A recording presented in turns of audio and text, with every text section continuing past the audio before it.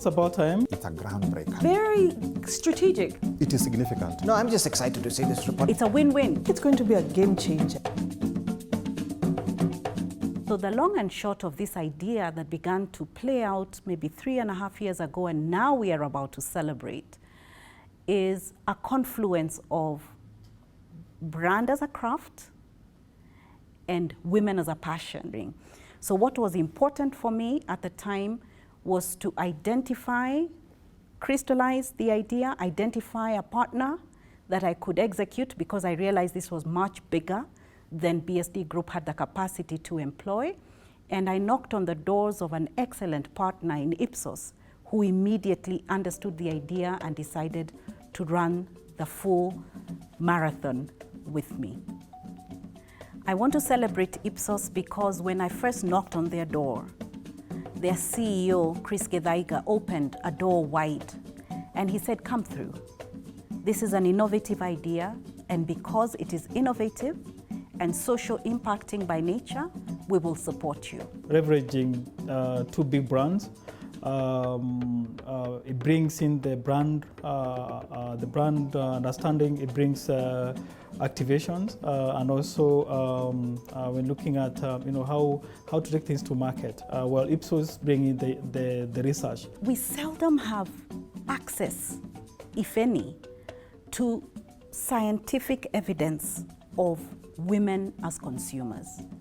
We have not had any benchmarks or any tangible evidence of what their dreams and aspirations are, what their fears, what their anxieties are, what their needs, what their wants are. And I looked around, I couldn't find anything. 100 most loved brands by women, I think first of all is also a novel idea. You need to understand, the key decision makers in households that are whether they are single or they're married. These two influence the decision making. So and over time, this segment has been overlooked. And therefore, the purchasing decision is originated or influenced significantly by the women. Now, this report is coming out at a time when banks are on the journey of trying to develop products to address those needs, and I'm sure this report will enrich that journey that banks have already embarked on. We cannot assume that whatever works for women will work for men. In some instances it does, but in some cases it doesn't, and this is where it's important to understand the difference. Regarding the top 100 brands most loved by women, is that it's important that we take stakeholder and especially customer feedback into consideration as we develop our products and services. Of $18.6 trillion that are part of the consumption budget globally, 12 is controlled by women. Now, if that isn't something that should shake our boardrooms and bring us to the table to have conversations afresh, then I don't know what it is that we need to hear. We have seemed to focus on technology as being the greatest disruptor of the marketplace. But really the power of a woman is the secondary and probably most important disruptor of that space. So if you're a business owner, then you know where to focus your products, especially if you're among those brands. For the marketers, I think then they know which brands to push harder to the women. And then I think for product development, it's even how to package that product. We are very visual as women. So if I want to buy, for example, a container of drinking chocolate, what it looks like calls me as much as the contents of it. And no disrespect meant, if you have an all-male design team, you're going to be, from data seen, talking to 15% of the market. You're losing out on the 85%. 90% of the businesses within the mall, I would say outside the supermarket, are female run or female instituted. To start seeing a lot of our Kenyan businesses taking such spaces that are usually taken over by multinational foreign companies, it's an exciting moment for the country. And those are the places I want to see them. I'd like to see BSD and Ipsos doing something like this in Nigeria or in South Africa or any other country. We think it's really timely that we have various conversations taking place, including how do we position the issue of brands and really identify what the tastes and brands of women are, and really how then does this inform a lot of products and how services then should be delivered. We have been looking at brands, looking at women. Data-driven information is very, very critical. Men have been accused of being very spontaneous. I mean, we see things and we buy. A woman wants to analyze what's the cost of that product, what's the quality of that product, what are the comparables of that product before that decision is made. I know that it is perceived that the man has bought the house or the home. But if you really interrogate that decision, there is such a strong influence that I want to suggest to you would be of a female gender. We want to speak to all of the people along the value chain in the built environment sector that please consider women. And so when we're talking about affordable housing, it has to listen to how do women fit inside of the purchasing of this? What are the unique design items that should be included? And so I think this study would be important because it will say if women love this brand, then I think ideally we should now look at what are the characteristics of these brands and see whether we can be able to create matching products or other products. So it's a very important study in my view. It's going to be helpful. We find that because women have become more enlightened, women are working more, women have greater purchasing power. So they're making many decisions around what is being consumed in spaces. I want a brand, for instance, I can tell you something very simple. Mafuta ya kujipaka. Oil that we apply. I want an oil, particularly when I put it in my handbag, it will fit one. I don't have to struggle, open it. It's small things like that. I want this study to be a tool that makes all of us make better decisions, makes more inclusive decisions, recognizes the diversity of the decisions that are made in any transaction. Women want to engage. Women are about relationships. Men perhaps are, what's the end, how do I buy this, if you will? If you look at the whole value chain of agriculture, you'll find women in the farms, you'll find women in purchasing, you'll find them in sales, you'll find women controlling agriculture in this country very, very strongly. If you look at a lot of our packaging, for instance, and a lot of our products, they're very masculine driven. It's more for me about how does a product make me feel? Is it going to feed into my need at that particular time? And then I consume it. I'm just talking about myself. I think the fact that we are both logical and emotional tends to have a plus on a business. If you look at every media organization, there is specialization on targeting women, especially in relation to consumerism. Every newspaper has a women section. Now, this research, coming at a time when media is just emerging from a very lean time, teaches us something. It's targeted, data-driven research. It is a goldmine for media. We find that our membership is more than 40% women. And one of the things we've recognized is really the value of women in the decision-making role. So whether it's from the purchasing decisions or whether it's women sitting on the board. I'll be looking forward to building my strategy around my consumers and then looking at will my purchasing power increase for this made in Kenya product? Women generally tend to be much more loyal to a brand once they like it. Good CEOs won't differentiate now. It's who's good will come forward, and by nature, women, they're multitaskers. They work harder than men. They're more progressive, they're more open-minded. I would want to see this study be celebrated by the women of Kenya, that they now become recognized by the policymaker, by the business owner. It's amazing when they tell you never quit on your dream. I have enjoyed a lot of love, affirmation, celebration, support from so many different people. A word here, a cheer here, an encouragement there. I am humbled by the affirmation and the love that I have secured, not just from my internal teams, but from my external teams. So all the celebrations and salutations, I want to say thank you.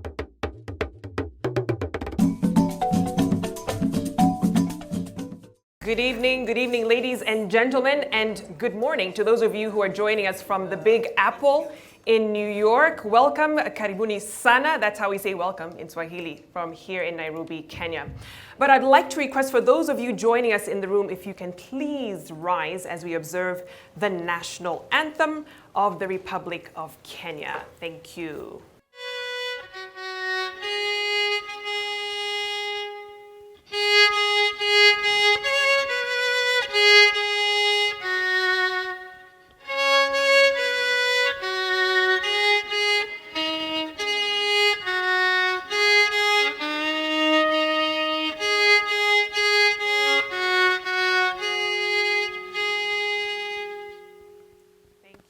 Take your seats. Thank you so much. I'd like to invite Reverend Faith Mugera, Executive Director of Global Outreach at Nairobi Chapel, to lead us in a word of prayer. Please allow that we rise on our feet as we come to the Lord in prayer. Thank you. Dear God, we thank you that we can once again pause and see your goodness in the lives of many a woman whose voice is going to be heard and amplified today. Thank you for the gift of those who have been a part of this journey, speaking into the places and spaces where many have been quietened, not given a voice, not expressed, not heard. For the many who have taken this as their own and allowed for it to find a platform and a place in our nation where they can be heard, the expressions can be listened to, and where we can once again go back and lift to our forefront those who have been left behind.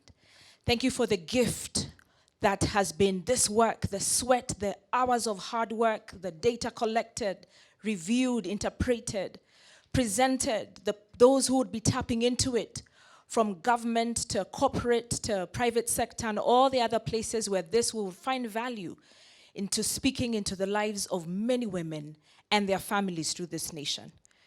So we ask that as women, alongside those men who are championing this cause, that you would walk beside us, that you would continue to affirm us, that you know us by name and you see our joys and sorrow, that you would affirm and confirm that you have loved us gently through the different difficult seasons, and we have loved our children and loved our spouses and nurtured even in difficult circumstances.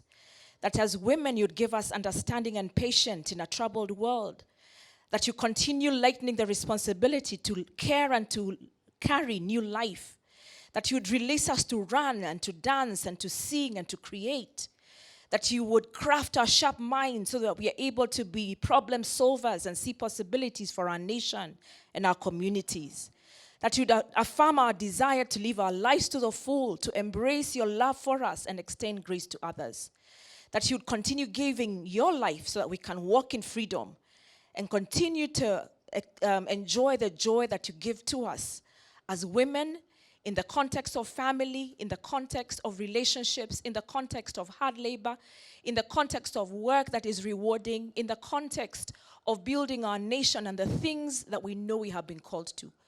Thank you for the men who continue to partner and affirm us. Thank you for the joy of being in partnership. Thank you for the sense of equity that this conversation has brought to the table. We pray that our conversations this evening would be blessed of you. In Jesus' name, amen. Thank you. Thank you so much, Reverend Mugera, for helping set the tone spiritually. Welcome once again. My name is Victoria Rubadiri, and I'm a broadcast journalist based here in Nairobi, Kenya. It's an absolute honor and pleasure to be your moderator and host this evening, this morning, if you're joining us from New York. It's a momentous occasion, and this is a side event for the 66th session on the Commission on the Status of Women. It's a meeting, literally, of industry and government basically telling women this is your platform. And we're going to hear some interesting findings and insights from the top 100 brands loved by women.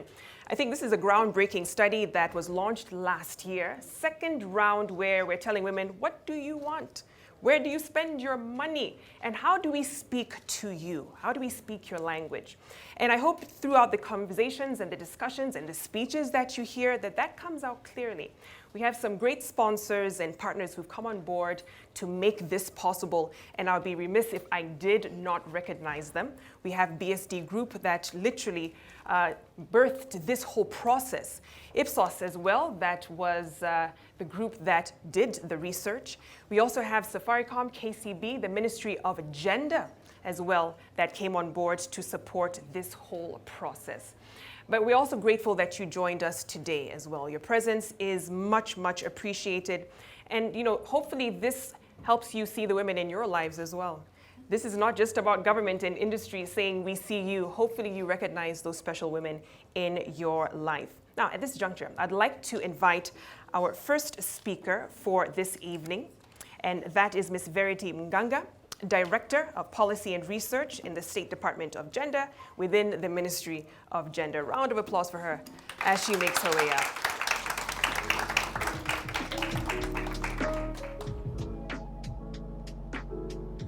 Good evening, good afternoon, good morning, wherever we are. As you've been told, my name is Verity Mganga, and I'll be giving remarks, welcoming you to this event this evening, representing our very able PS, Professor Colette Suda, in this session. And I would like to recognize Honorable Rachel Shebesh, our Chief Administrative Secretary in the Ministry. I would also like to recognize the presence of BSD Group, Ipsos Limited, Timeless Women of Wonder, all our invited guests this evening. Karibuni sana. Distinguished ladies and gentlemen, allow me to thank you a lot for setting aside time for this very important event. This is one of the many fora where we converge to deliberate and make commitments that go a long way to improving the lives of women and girls globally and also in our beloved country, Kenya. As has just been mentioned, the Commission on the Status of Women is a UN organ for promoting gender equality and the empowerment of women. It follows a multi-year program with each year's 2-week session adopting a priority theme and also a review theme, which I believe is the basis of this side event that we're having today. This year's CSW 66 session is taking place. We started from last week, 14th, up to the 25th of March. And our priority theme this year is achieving gender equality and the empowerment of all women and girls in the context of climate change, environmental, and disaster risk reduction policies and programs. Our review theme is women's economic empowerment in the changing world of work. So as we discuss this evening, we know where we are situated. Ladies and gentlemen, it is critical to recognize that all too often, women experience the impacts of climate change, environmental and disaster crisis differently as compared to men. They also constitute the majority of the world's poor and are more dependent for their livelihood on natural resources that are threatened by climate change. This year's CSW is focusing on the situational analysis of past and future climate change-related crises and their impacts on the lives of women and men to inform policy and programmatic interventions to mitigate and adapt to climate change. The review theme will also be discussed, and that forms the basis, as I said, of this side event today. Notably, too, all the meetings are being held as scheduled for the entire 2 weeks, and this year's session adopts a hybrid format, as we've been told. We are here physically, but there are others who are there virtually joining us, and you're very much welcome. We have representatives from the different fronts, from United Nations, governmental organizations. We have member states joining, UN entities, ECOSOC accredited, non-governmental organizations from all regions. of the world attending this meeting, these sessions for the 2 weeks. All the side events that we have planned this year are all being held virtually. Although we have the physical meetings that are taking place in New York. This year, Kenya, we are hosting 3 side events. We held one wonderful side event last week on 16th, on Wednesday, on safeguarding women and girls against GBV, vulnerabilities and effects of climate change, prevention and protection policies and strategies, what works. Today, we are seated here on another side event, our second, transforming legislation and policies for the advancement of women's participation in the market and the economy. Very interesting. We'll still be having another one on Thursday, 24th, Women's Economic Empowerment in the Changing World of Work. And ladies and gentlemen, the 2-week program will culminate in the negotiated outcome document, which will be globally negotiated. We call it the agreed conclusions on the priority theme. The agreed conclusions contain an analysis of the priority theme and a set of concrete recommendations that we will be taking forward. Both state and non-state actors will domesticate that and implement at international, national, and even our local levels. So we look forward to very fruitful discussions today as we engage and learn more from one another. Welcome once again, karibuni sana, and thank you.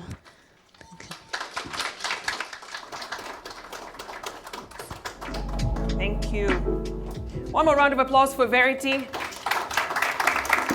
setting the stage for us in terms of what to expect. So a lot is going on this week around the world. So it's good to see there's a concerted effort for women, and no less on Women's History Month, which is March. Our next speaker is one very special woman whose mind works in ways I still do not understand, but it is amazing what she's able to churn out and execute.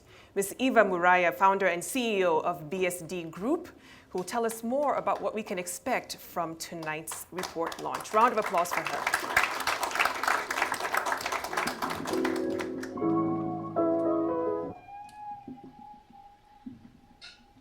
Thank you very much, Victoria, for your kind compliments. Good evening, everyone.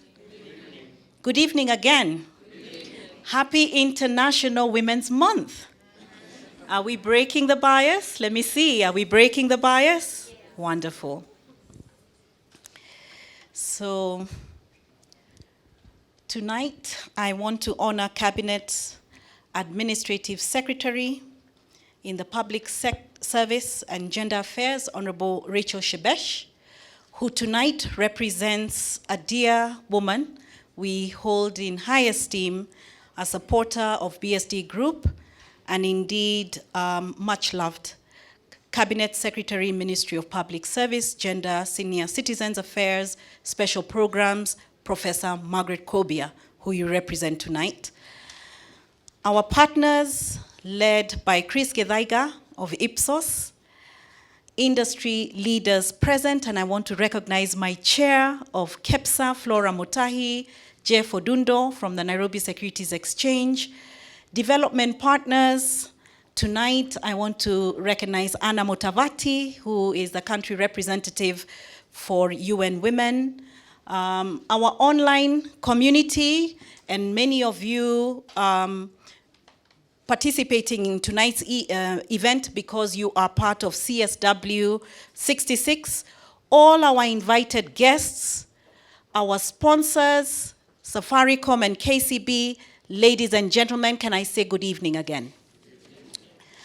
I'm really pleased to be here, greatly honored to stand before you all this evening, a year through COVID-19, and we are even bigger and better. I think that really deserves a celebration because this day marks a key leap forward on a transformative initiative that truly transcends age, education, social status, income, aspirations, and motivations of women in Kenya. I want to thank all of you seated here tonight and those who have made time to join us online on your various online platforms for taking your time to be with us and to listen to us. This is a journey that started about 3 years ago, really, as a thought, as an idea, as a convergence of passion and craft, which then became an idea that morphed into more than that, became a concept, and then it developed into a tangible study into what influences women to make decisions about what they choose to purchase. Note, choose to purchase. When we shared the idea with Ipsos at the get-go, and incidentally, Ipsos is the third largest market research company in the world, we were pleasantly surprised by their curiosity and rapid energy to execute this mutual engagement. And as a result of this cooperation and collaboration, the first edition of the Top 100 Most Loved Brands by Women in Kenya study was released in March of last year. To our pleasant surprise, the study pricked the interest of scores of corporate organizations and caught the attention of policymakers and development partners alike. This was a clear sign that there was purpose and meaning to what we had embarked on as a business. 1 year later, we're here tonight releasing the second edition of the study with the steadfast support of none other than Ipsos, the Ministry of Public Service Gender, Senior Citizens, and our partners, including some of the leading brands in Kenya, KCB Bank and Safaricom. The strong affirmation and insights that we got from the State Department of Gender on the inherent potential the study carries with regard to gender policy has really been immense, and I really want that on the record. We have received nothing but support. The doors have been opened, the brainstorms have happened, so we want to acknowledge that. I really would like to sincerely thank the Cabinet Secretary, Professor Margaret Kobia, for her leadership and for taking time to appreciate the study. We went and visited with her. She wanted to understand the data. She wanted it to be what would be used to further the advancement of our women and girls. So I really want to say thank you very, very much to the ministry. The release of this study is happening as one of 3 other major events anchored on the Commission on the Status of Women, 66, whose theme is achieving gender equality and the empowerment of all women and girls in the context of climate change, environmental and disaster risk reduction, policies and programs. This has been further extrapolated to the economic empowerment for women in the changing world of work, which is a real reality, especially as we think about the backdrop of COVID-19. The study on the top most loved brands by women speaks directly to the economic empowerment of women from a purchasing ability point of view and the need for corporates to engage and give opportunities in the development of products, services, and causes. It is also documented that it is the women who suffer the most from the negative impact of climate change.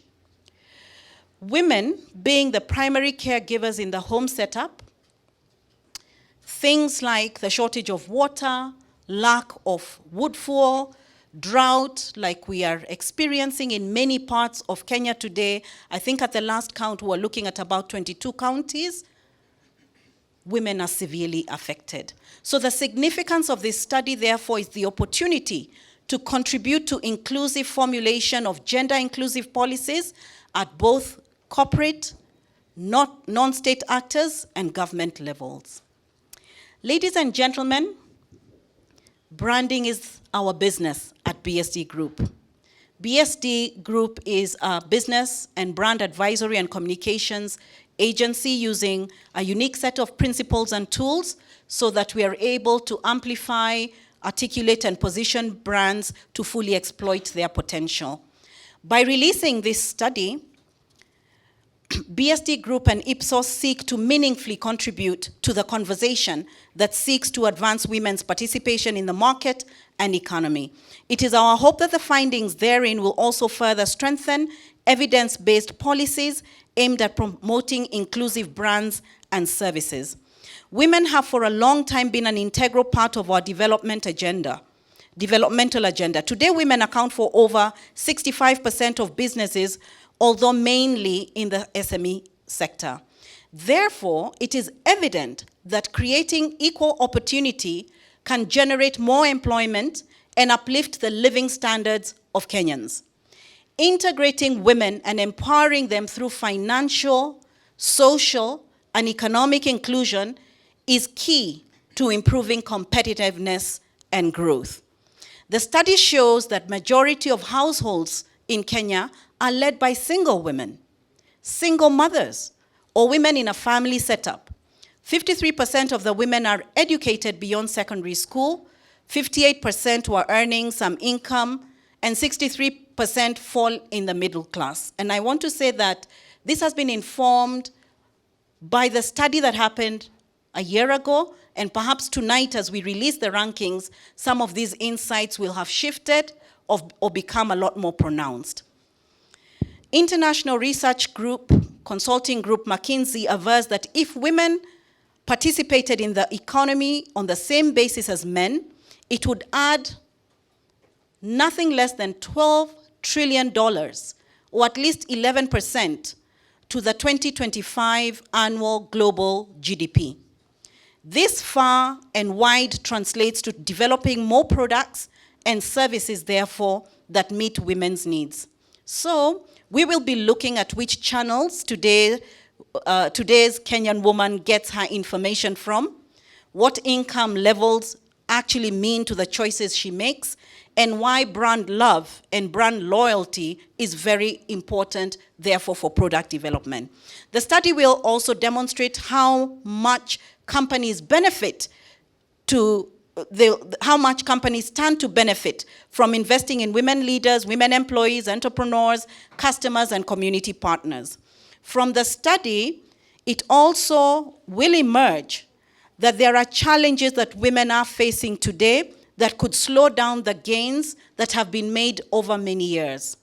While attempting to address the fears and social issues that women face, for example, last year, 41% of women said they feared domestic abuse, poor financial standing, and health scares brought about by COVID-19, we will need to really listen and make good note and make good decisions of reacting and responding to the things that then continue to hold them constrained from realizing their economic potential.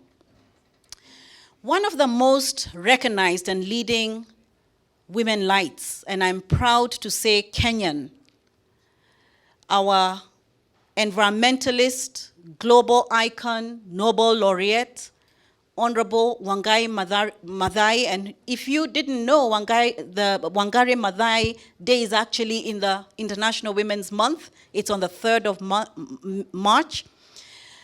She taught us that if everyone did their small part, just their little part, this would build up to make a huge impact, and the world would definitely be a better place for all of us. So, ladies and gentlemen, notwithstanding all else, women remain very optimistic and hopeful. Home ownership was the most common goal, followed by the zeal to own a business, which is a source of income. It was confirmed that there is a strong entrepreneurship spirit that runs across women of Kenya, and I think that is something that we should very proudly articulate, as indeed research shows women are owners of SMEs. A lot of women who have joined us today will own up to having side gigs, that they do earn some extra income, even if they are fully employed. So these findings define the dreams and aspirations of today's woman and carry crucial information for any organization that has products, has a cause, has services that target women. The factors that are driving women in their decision-making include health concerns, fitness, wellness, safety, nutrition, a stable financial situation. These are instrumental in determining what we buy, when we buy, why we buy. So schools, groceries, foodstuff, beverages, personal care products, home cleaning products, financial services, healthcare services, government services are some key areas that women make decisions about on a daily basis. I couldn't help thinking, growing up in Kenya, with my grandmother and my mother sitting by the fireside and thinking how many fireside narrations, how many dining table narrations, how many living room narrations that our mothers run are opportunities for brands to speak to us, and that they would then shape and form, and this perhaps would embed loyalty. A lot of ground has been covered in the efforts to economically empower women. We may not be where we want to be yet, but the future is bright for women, as demonstrated by the growing number of women who are occupying key positions of leadership and an entrepreneurship in Kenya, Africa, and across the world. This study emphatically proves that data is invaluable in decision-making processes for businesses that have products of interest to women. This should empower organizations in creating opportunities for and generating more revenue, predicting future trends, and optimizing current operational efforts. I welcome all of you to continue working with us and to see the great potential that this study presents, not just for Kenya, but indeed for the larger region, if not the continent. I want to salute all of you again. Thank you for being here this evening with us and early morning in New York, and wish you an excellent engagement as we share rankings. All the very, very best to the top 100 most loved brands by women in Kenya that will be released tonight. Thank you.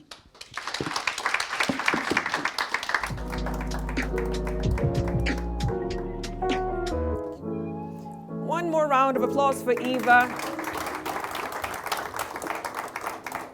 And she's right, what that study does, and we'll soon see, is essentially putting the brands like a fly on the wall in on those conversations that Eva alluded to, in the living rooms, in the kitchens, as the shoppers in chief discuss where they'll spend their money.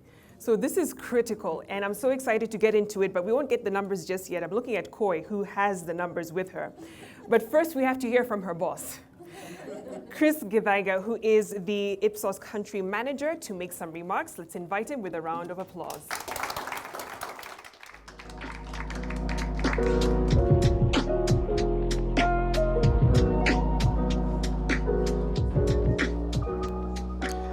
Good afternoon, everybody, and good morning for the people online.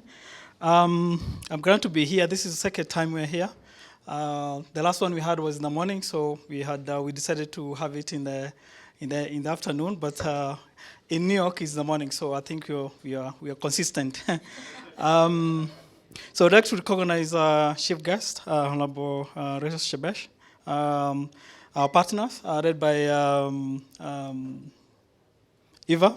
We come a long way since last time we had this conversation. Industry leaders present, development partners, online community that is with us, invited guests, ladies and gentlemen. I'm extremely delighted to be here today. I feel honored to be part of this event in collaboration with the State Department for Gender under the Ministry of Public Service, Gender, Senior Citizen Affairs and Special Program, and along our partner, BSD Group. In the world of rapid change, the need to reliable information to make a confident decision is never greater. We are living in a situation where things are changing very fast, so you need to have data that actually help you to make the right decision. At Ipsos, we believe that our client is more than data suppliers. So we are not just providing data, but we're providing you actionable truth that you can actually use to make decisions. And this whole study is actually about providing actionable, not just data, but actionable results that can actually be used. This is why, if you look at our internally, we do believe that to shape the conversation, you truly need to understand the society, the market, and the people. And to do this, we use the best science. So we apply the best science. So you have to. I need to confirm that the study is based on the best science, technology, in terms of how we collect the data, and the know-how, so that we can bring all this together to ensure that we're providing the right insight. Ultimately, if I may quote my shaman, you are better when you're sure. So you can only be sure you can only act better if you're sure, and you're providing that surety through this study. The demographic and value of women consumer in Kenya has been softly remained understated, misunderstood and ignored. I think Eva has already mentioned that. It's difficult to attach a number to the holistic value of the brand, and was to communicate that number in a way that make CEOs or investor or even policymaker confident enough to use it as a decision-making guide. So we do have a gap, and this is why we sat together and decided let's do something about it to provide that, to fill that gap. According to a report, it's a bit old, 2015, there's a bank in Spanish that actually used the information about their specific segment to improve their corporate reputation. If I look locally, there's a lot of examples where we can actually say that they have actually used information and data actually to improve and invest in areas that actually helps to make the women's life better. For many years, women have had a position of influence in decision making, but they have not been recognized in terms of the decision. So they make the decision, but from the marketer side of view, they haven't really given them that importance. And this research is dedicated to ensure that we bring that conversation on the table, to ensure that we bring the main decision maker in the homes on the table, because I think they've been ignored many for a very long time. Last year, therefore, we had the great honor to launch the first ever study. This is the first time we are doing this kind of study. There have been a lot of top 100, but there's never been one that is actually capturing the what the woman market actually is all about. And I think for us, this is setting history, and I'm very proud to be actually associated with this for the second time, because we actually have the aspiration to actually make it not just Kenya, but also move to other markets as well, because I think there's a need. It's not just something good to do, but I think there's actually beneficial to us. Together with the BSD Group, a long-term partner and friend, we created a financially varied and intuitively clear way to show business owners and investors, policymakers and development partners, marketeers and communication specialists, how to focus and engage with the women market and contribute directly to financial and operational performance. So we're actually saying that the information we give you actually provide you direct input to your bottom line. And this study is actually proven women is a bankable proposition. I think that's very important, that we need to recognize that the women market is a very bankable proposition. You can take it to the bank. That's what I'm saying. At Ipsos, we believe that you act better when you are sure. And today, therefore, for the second time, we present Sure Insight that will help you to better cater for the female consumer. We believe that collaboration and closely drive greater innovation. This is why we're excited at the opportunity to work with our partners. And just to give you a bit of what is the study was actually aimed to and what we try to achieve. We want to demonstrate how focus and engagement with women markets contribute to financial and operational performance. We want to enlist the understanding on the opportunity presented by the women market and how it contributes to the bottom line, and also empower the brand managers with the real insight about the women market, and also enhance the understanding of the brand on the needs and desires of this particular segment to realign their offering to meet their needs. Given that when we launched the last time, there's a lot of conversation, and some brands actually started doing something about it. And actually, we've seen that, I'm not going to preempt the ranking this year. Those brands that actually acted or did something last year, they have actually been shifted. There's some shift in a positive way. We've seen some brands shifting, upward because they actually acted on the insight that we gave them. The women market clearly both numerically strong and diverse. So it's really big and also very diverse. And this is why it's important that we need to understand the needs and the preference. We should present a real growth potential. It is important, therefore, that we explore these emerging demographics. A study globally have shown that empowering the women impact bigger community. They say that if you empower a woman, you actually empower the whole village. I think it's actually, there's a lot of truth to that comment. Kenya being the first, as I said, we're looking at how we can scale this and become not just a Kenyan thing, but also East Africa. And if we can get sponsors, actually, we can even become an Africa thing. It does require money, so we do actually need people to invest in actually driving that scalability.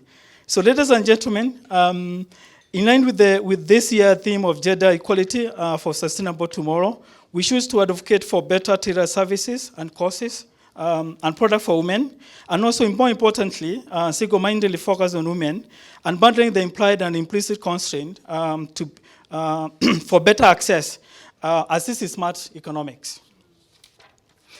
Today's event reviewed the theme Women Economic Empowerment in Changing World of Work as we place the woman at the center of our strategy. They in turn grow us as an economy. As I conclude, I would like to thank the government, represented by Honorable Shebesh, for our partners for this platform, to celebrate the efforts that made to Kenya to advance the economics of the women empowerment. So thank you very much, and God bless.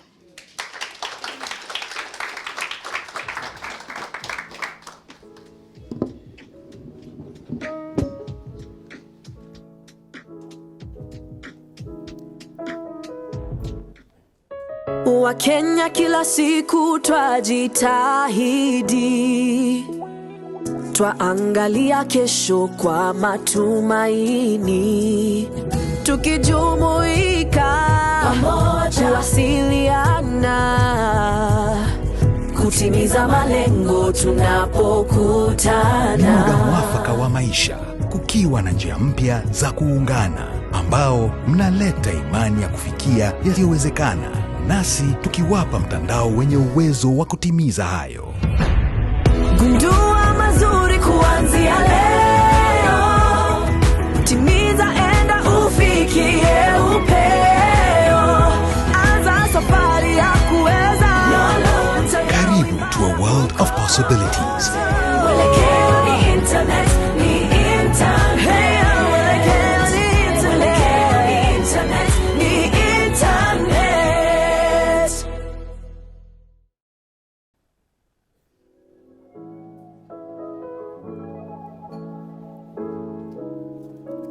Thank you to Safaricom, one of our key sponsors for this evening. I'd like to invite our next speaker, Dr. Carol Ajemba. Ajemba, I beg your pardon, Senior Gender and GBV Specialist at the International Center for Research on Women. Round of applause for her.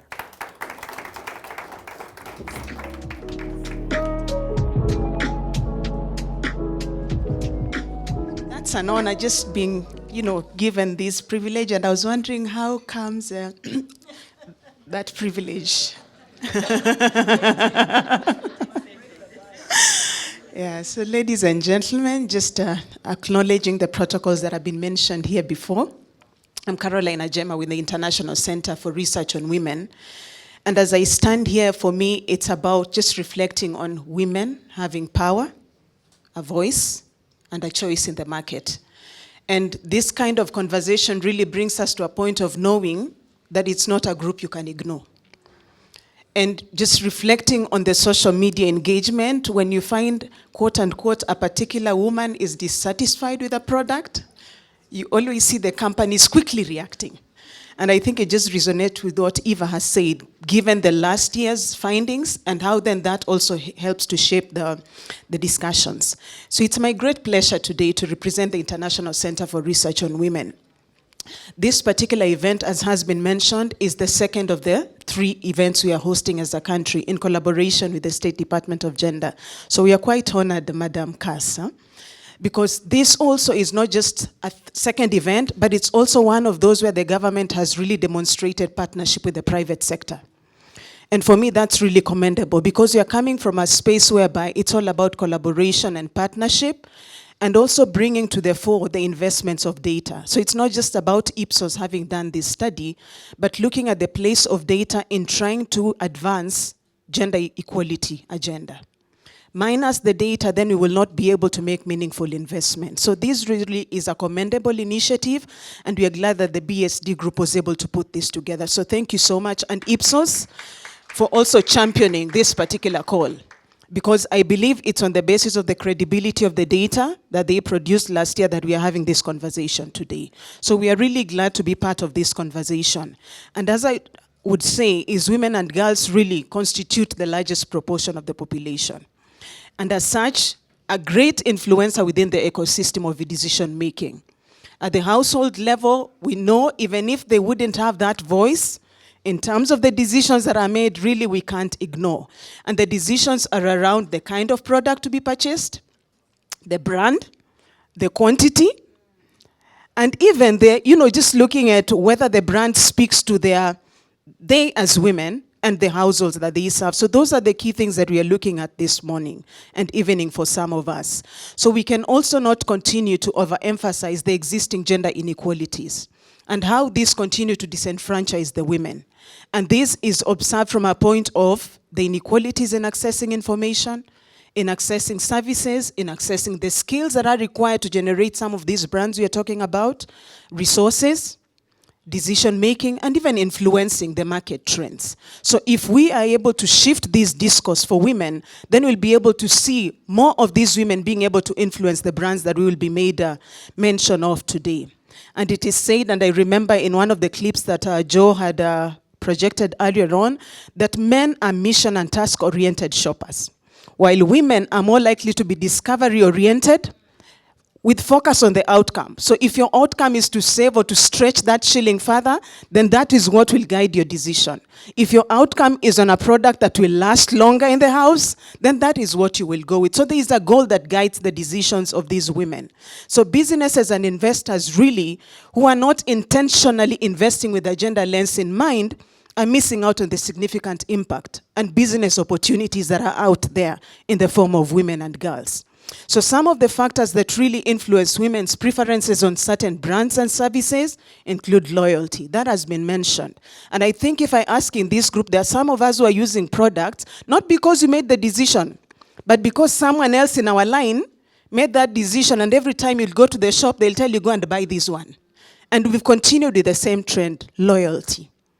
So if it's that particular thing that guides the women to determine the brand, how do we maximize on that particular element? Secondly, some of us purchase because of curiosity. And if that's your business model, then it calls upon you to be innovative. Because if I'm curious about your product and 3-4 months later I find it's the same thing, I will shift to the next one. So for those who are seated here and you're leveraging on the innovation, especially with the generation we're having now, it just calls for us to continue satisfying this market that is there. Integrity matters, quality, affordability, and access. Because when we say integrity to the audience, then we are looking at what is it that these women want? And how do we ensure that as a business we remain true to these women without relaxing on the quality? We know that the prices are inflating, but how do you ensure that your product still has the same standards? So even as you're talking about the brands women want, we're not saying that the quality should be subsidized. We're saying the quality should, if not anything, go higher. Problem solving. We purchase things based on the extent to which that product is solving my problem. If my problem is access, then the product needs to be brought closer. If my problem is affordability, then the business providers out there need to look at how do they resonate to my need? How do they meet my problem? How do they ensure that I as Caro feel comfortable with the products that they are providing? Agility, that's the other factor. To what extent are these brands responsive to our needs? And the moment we realize that there is that responsiveness, and responsiveness here means we capture the voice of women in designing that product, we capture the voices of women in being able to evaluate whether the product meets our needs, we capture the voices of the women in determining whether it fits the top 100 or not. So we involve them in the entire chain. Lastly, vulnerability. Remember, we are coming from a space where there are so many things that are making these women vulnerable. And the vulnerability is not just demonstrating their financial power. We are also looking at the mental status of these women. Remember, some of us purchase based on our state of mind as well, and the other issues that surround our livelihoods and life as women. And one of the things that we have noted during this COVID period is that if I speak to the women who are in business, and you've talked about the women who are doing these SMEs and in Jua Kali, majority of these women rely on various financial products. And because of their vulnerability, we've seen some of these ladies go into fintechs and the loan sharks. Why? Not because those products are cheap, but because they're easily accessible. So for those who are seated here and maybe one of your products is financial services to the business players out there, how do we ensure that these women do not become more vulnerable to the loan sharks? How do we tailor our products in a way that these women are able to access safe and reliable financial mechanisms out there? And that's just one element in terms of vulnerability.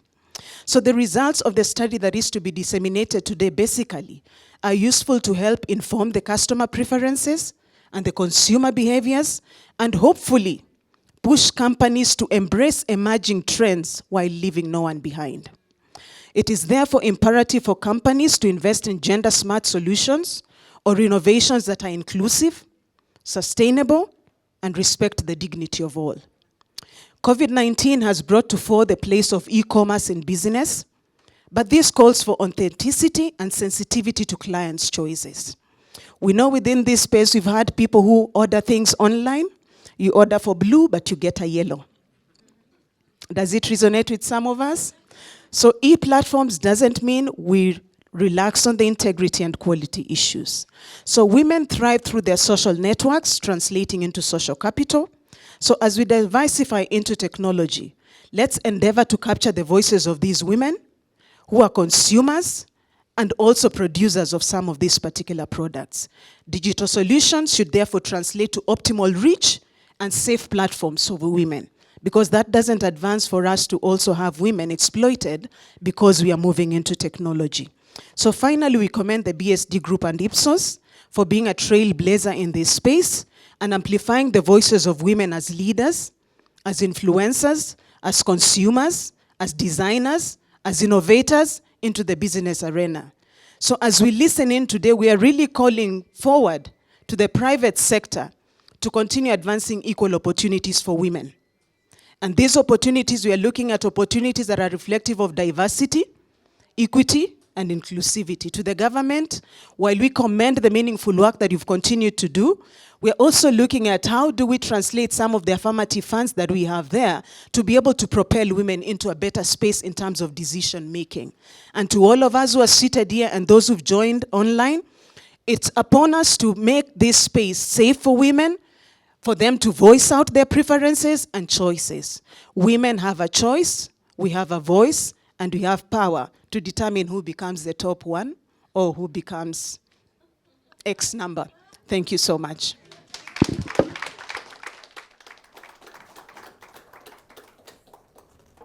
As a brand, you cannot afford to move in this space without data, without research. You have to know your customers. So thank you so much for reminding us of that fact. Now, I'd like to make some special mention of individuals who are joining us, not physically, but virtually. The first is a philanthropist and a captain of industry. He has been a great support in the Top 100 journey. That is Dr. Manu Chandaria. I'd just like to recognize him. A round of applause for him. And another individual joining us from New York. Now, as Kenyans, we are used to firsts, I must say. First on the track, first in the White House. Yes, we can. And I must mention another first, the first Kenyan woman to head up the gender agenda in the UN, Dr. Jemima Njuki. And she was appointed, yes, that deserves a round of applause. And she was appointed Chief Economic Empowerment at UN Women, and she'll be heading up that agenda. Let's hear from her. She has a few words. She's a very busy woman. She has a global agenda, but she spared time for us this evening and this morning. So let's listen to her for a few minutes as we continue with the program. Thank you so much for having me and for those kind words. As Victoria said, my name is Jemima Njuki. I'm the Chief for Economic Empowerment at UN Women, joining you from New York this afternoon.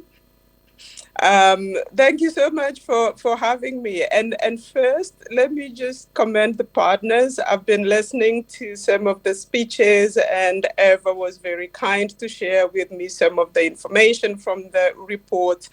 And I would really like to commend BSD Group, Ipsos, the Ministry of Public Service and Gender, Safaricom, KCB Group for this great partnership. And I'm really proud as a Kenyan to actually see the report being launched at the 66th Commission on the Status of Women, which this year is actually being organized by my team together with the intergovernmental team at UN Women. I just want to say a few things. I think we know studies, including this one, have highlighted time and time again the economies that are built, or companies, organizations that are built on a foundation of inclusivity, they power responsive and sustainable growth worldwide. And what strikes me from this report is that the power of women as consumers and as suppliers and their voices haven't always been prioritized. And so it's been very important to see that this report seeks to understand women's values, their opinions, their priorities, and how they're making decisions about their purchases. And I think it just reminds us again of something that we already know, that women in Kenya and around the world actually know what they want, and their voices are critical for designing products and services that are responsive to their needs and their priorities. At UN Women, we actually are working with private sector. We are committed to working with the private sector, including through our gender responsive procurement programs, which research has shown is a win-win for women and for businesses. A win-win because companies benefit through increased revenues, through greater supplier availability, through stronger brands, more innovation, while women become more economically empowered and have a greater voice and choice. So I'm really, really happy this afternoon to see that as brands in Kenya, we are ensuring that women entrepreneurs and women consumers have their rightful place in economic life, and that we can build an ecosystem that can fuel their economic empowerment. So as I go off, I think to just remind everyone in the room that it is vital that we offer equal opportunities to women-owned enterprises to access markets, but to also women consumers to benefit from our products and services, and that we must design these products and services, as the last speaker said, with their priorities, with their needs, with their values in mind, if we want to take advantage of this win-win situation that this offers us. So thank you so much for having me, and really, really proud that you are launching this report during CSW. Back to you, Victoria.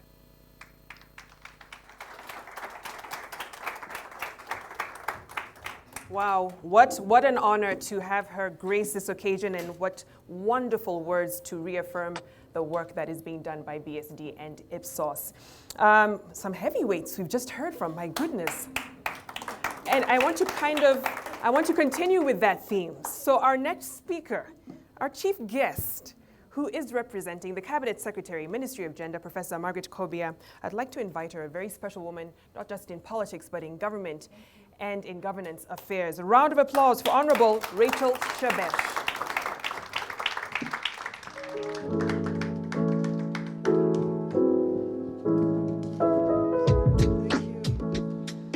And good evening and good morning in New York. I stand here on behalf of the Ministry of Public Service and Gender. I stand here on behalf of my Cabinet Secretary, Professor Margaret Kobia. Those who have spoken before have said what a great woman she is. I want to confirm that she is. But more importantly, I also want to confirm that we have a great president who is the top 10 in the world on gender issues and has been recognized because of the extra work he has put around issues, women and empowerment of women. And he doesn't apologize for it, and therefore as a ministry it makes our work much, much easier. I have listened to some of the remarks here, and I do know and I hear a bit of a concern that as much as a lot is being done around women and their power to consume, they are hindered by some issues that government should be taking care of, we should be taking care of. And therefore, I'm here to confirm that we are actively engaging in the issues that marginalize women and make them not able to engage effectively as men do. So Eva and Chris, I've heard your concerns, and I can assure you on issues of GBV, fighting FGM, so that the young girl can have the opportunity like any other young girl. That is our core business. On issues of empowering women to be on the decision-making table, I think our President Uhuru Kenyatta is the first person to reach the 1/3 gender rule in his cabinet, and he didn't just appoint women for the sake of appointment. We have women ministers of defense, of energy, of water, of foreign affairs, of public service. So it's not a PR exercise.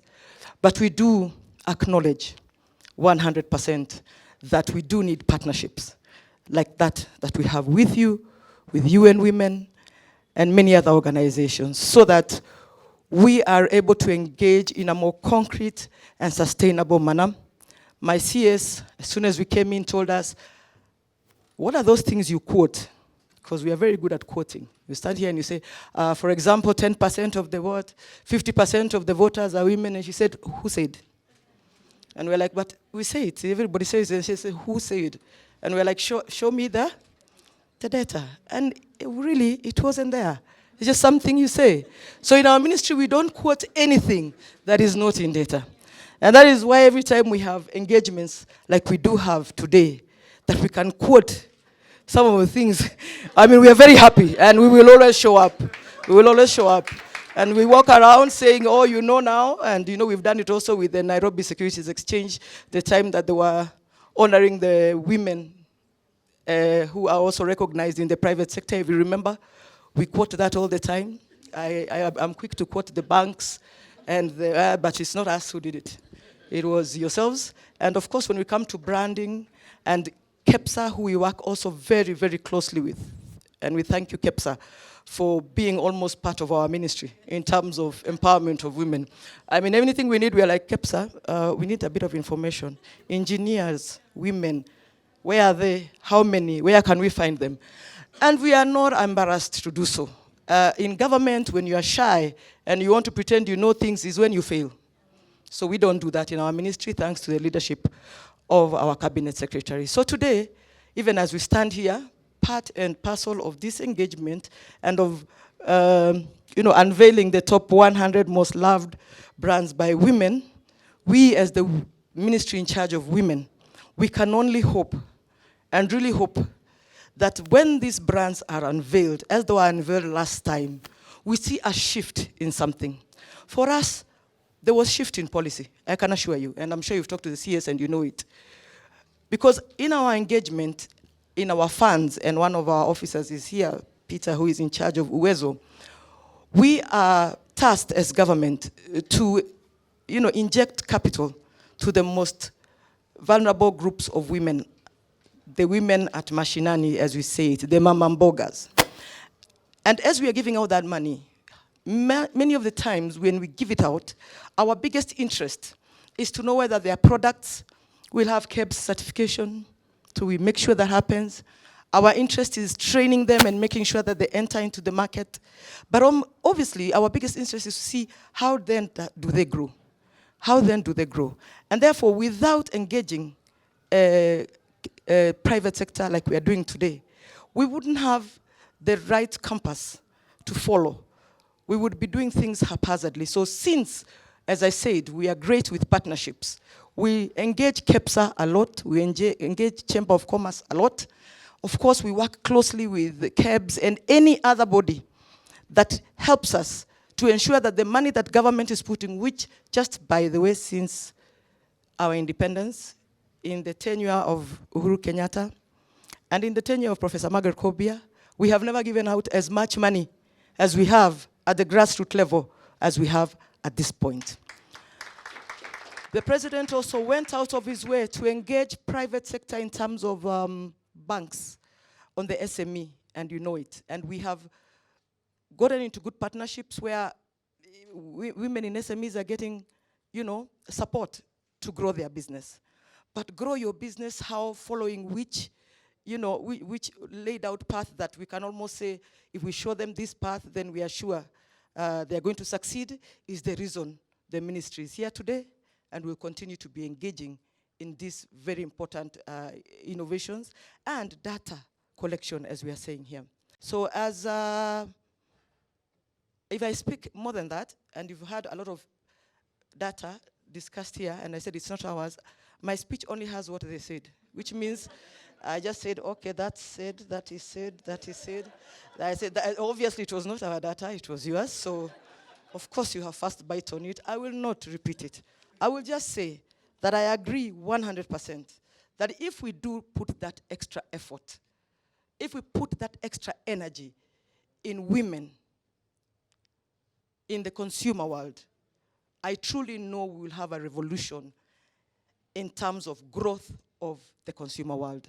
We have learned that when we put anything in women as a ministry, it doesn't matter where it is, whether it is in water, whether it is in infrastructure, it doesn't matter whether it's in education, you can see immediately the growth of the very sector. Not really necessarily the growth of the women, but the sector itself evolves. And just as I conclude, I am the 100% decider of what is consumed in my home. I really don't think my husband has a say. And even if he has a say, it's normally kept in the cupboard, and it probably will expire. And I'm telling you this because every time I hear it, I wonder how do people hear what we are saying? Do you understand what we are saying as brands, that we are the deciders? And therefore, I'm hoping, and I said this earlier when we were in the small room, I'm hoping that these big brands that will be mentioned today change their marketing strategy to include in their retail, wholesale, marketing, anything, the women who are in this field. This is because, as I've said, as we are engaging women at this level, many of them have these little cottage industries where they're trying to sell their honey, they're trying to sell their cheese, that they're trying to sell, and sometimes to convince them that this woman is as good as the next brand, it takes a bit of a convincing. But if you stand here today and are told that the top 100 most loved brands are A, B, and C, why would that brand therefore not make it important to also grow the woman in business to expand that very brand? And that is what I'm hoping to see as part of us unveiling these brands today, and ensure and say this without a shadow of doubt, that the same information we get here today, you will see it in the next policy pronouncement of government, like you did see in the last one. And I speak on behalf of my cabinet secretary, who is leading the delegation in New York, to say that we stand and continue to stand with this kind of engagement. I hope that this is not the last time. I'm hoping that we will also do for Africa. Even if you don't go Africa, do East Africa. Because we really, okay, let's talk about the money later. Because I really believe when the good idea is good, the money follows. Because we are also penetrating the East African market in a big way. Remember, we are in this East African community. And we are growing our markets. Many people, KEPSA will tell you, that a lot of Kenyan companies are the biggest, businesses in the region.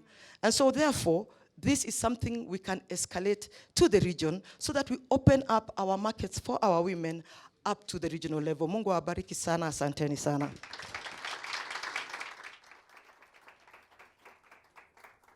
Ladies and gentlemen, one more round of applause for our chief guest, Chief Administrative Secretary in the Ministry of Gender, Honorable Rachel Shebesh. Thank you so much for reaffirming this work. Now, it's the moment we have been waiting for. We've heard numbers, rankings. We want to see what is actually in that report and study. And I'd like to call on Koi Kariuki, Senior Research Manager, Ipsos, who has literally midwifed this whole process. We had a meeting earlier, and she literally put these numbers together and these results together. So I can call her the Chief Returning Officer, right? Hopefully after she gives the results, we don't have complaints of opening servers and whatnot. But Koi, the floor is yours as we hear the results for Top 100. Round of applause for her.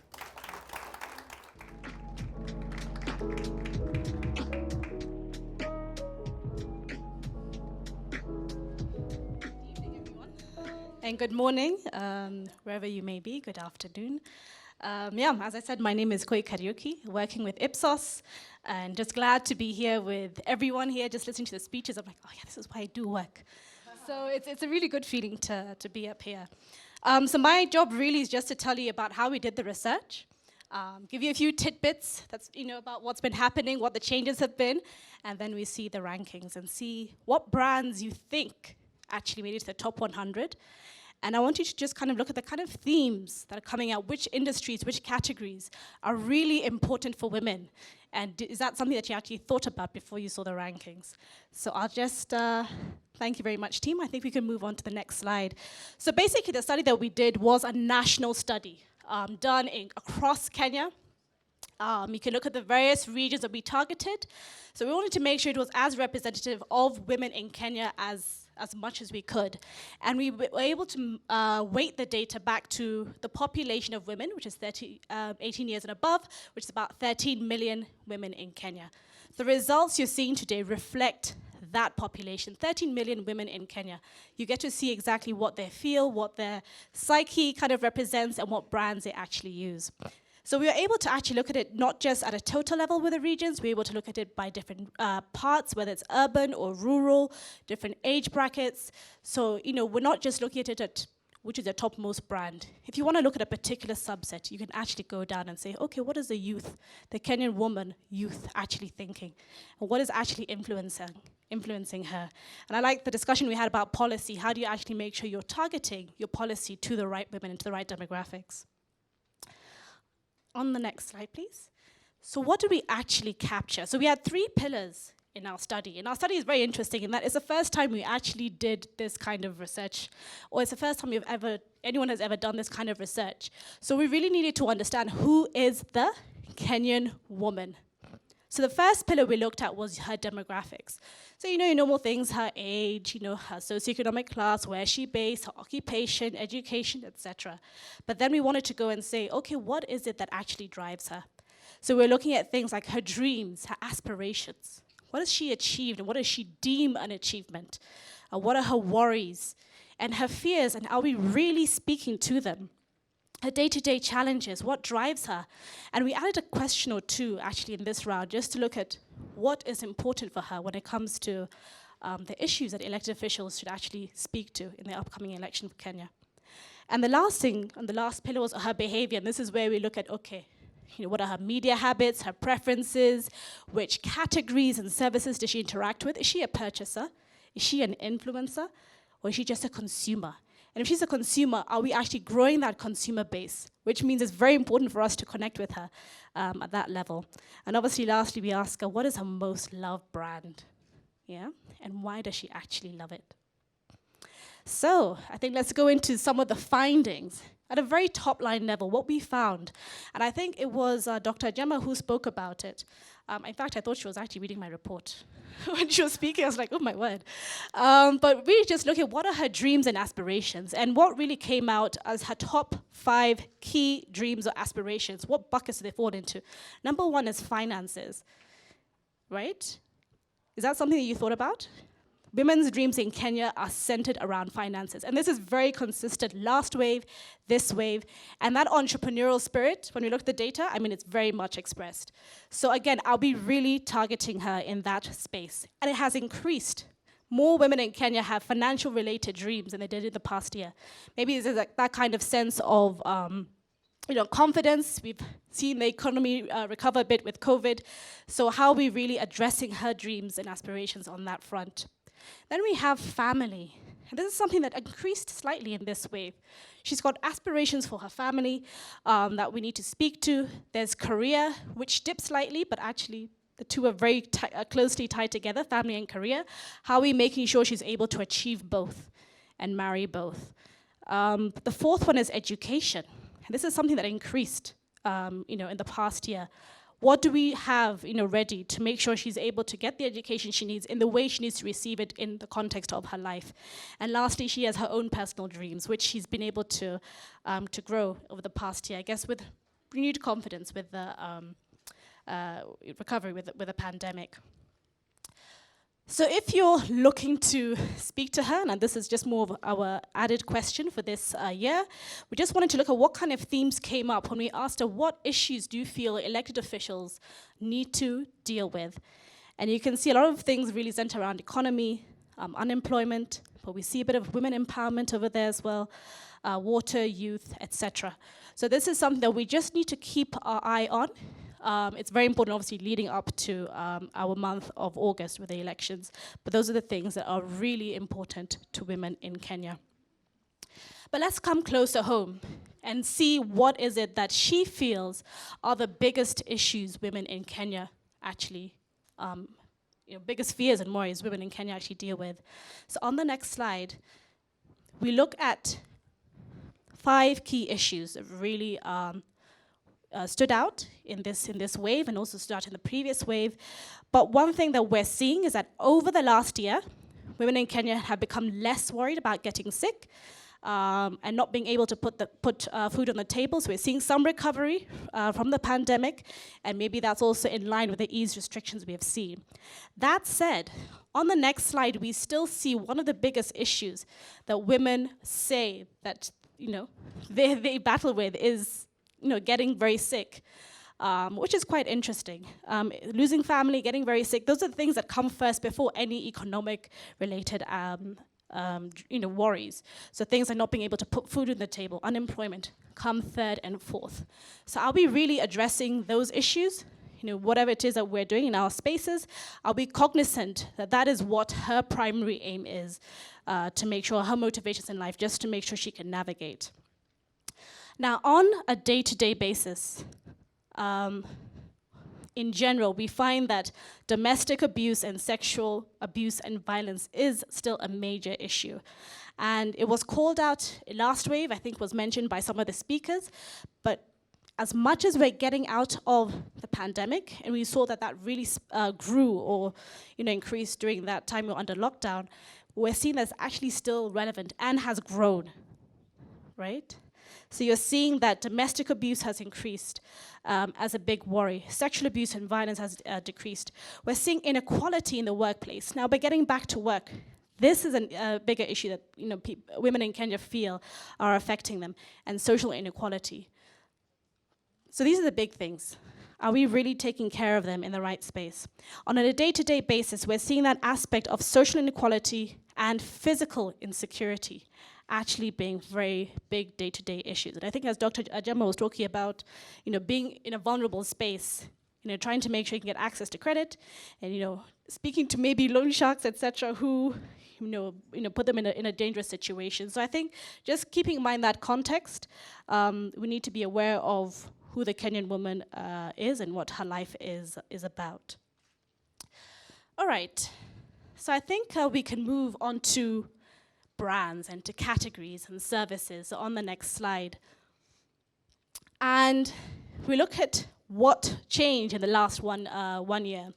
And we're seeing women in Kenya are now interacting with more products and services as we ease out of the pandemic.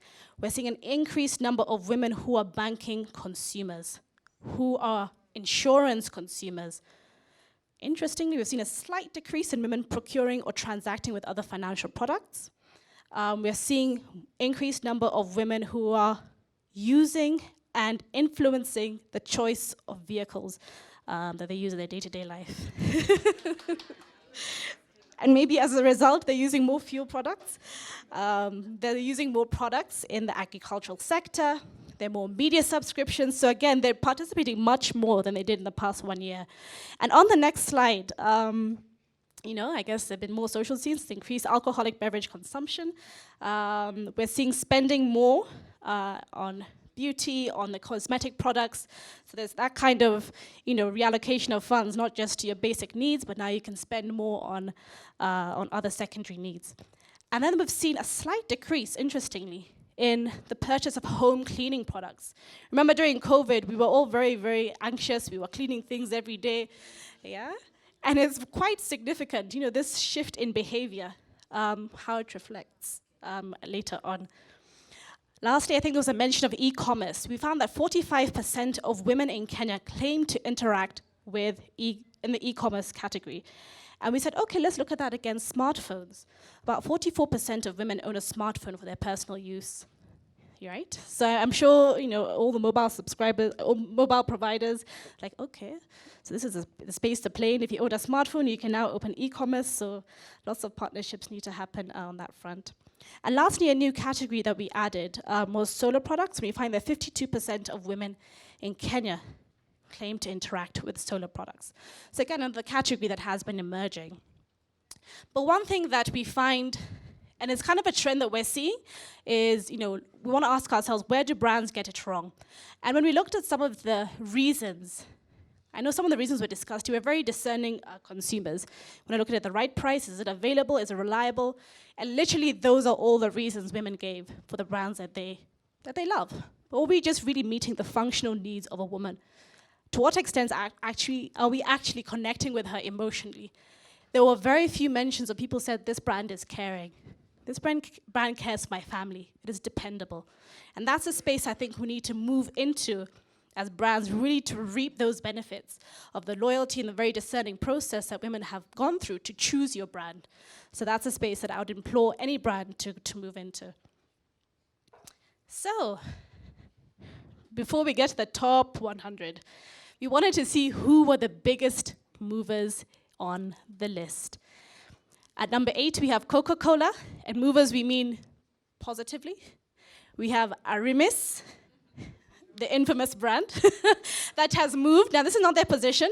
This is not the top 8. This is the ones that had the most movement within the top 20 brands. We had Airtel. It also moved quite positively. We have Amara lotion. We have Geisha. We have Nice and Lovely, GoTV, and then QuickMart, which has actually had the most movement of all the brands in this year, right? Cool. So who are the top 100 most loved brands by women in Kenya?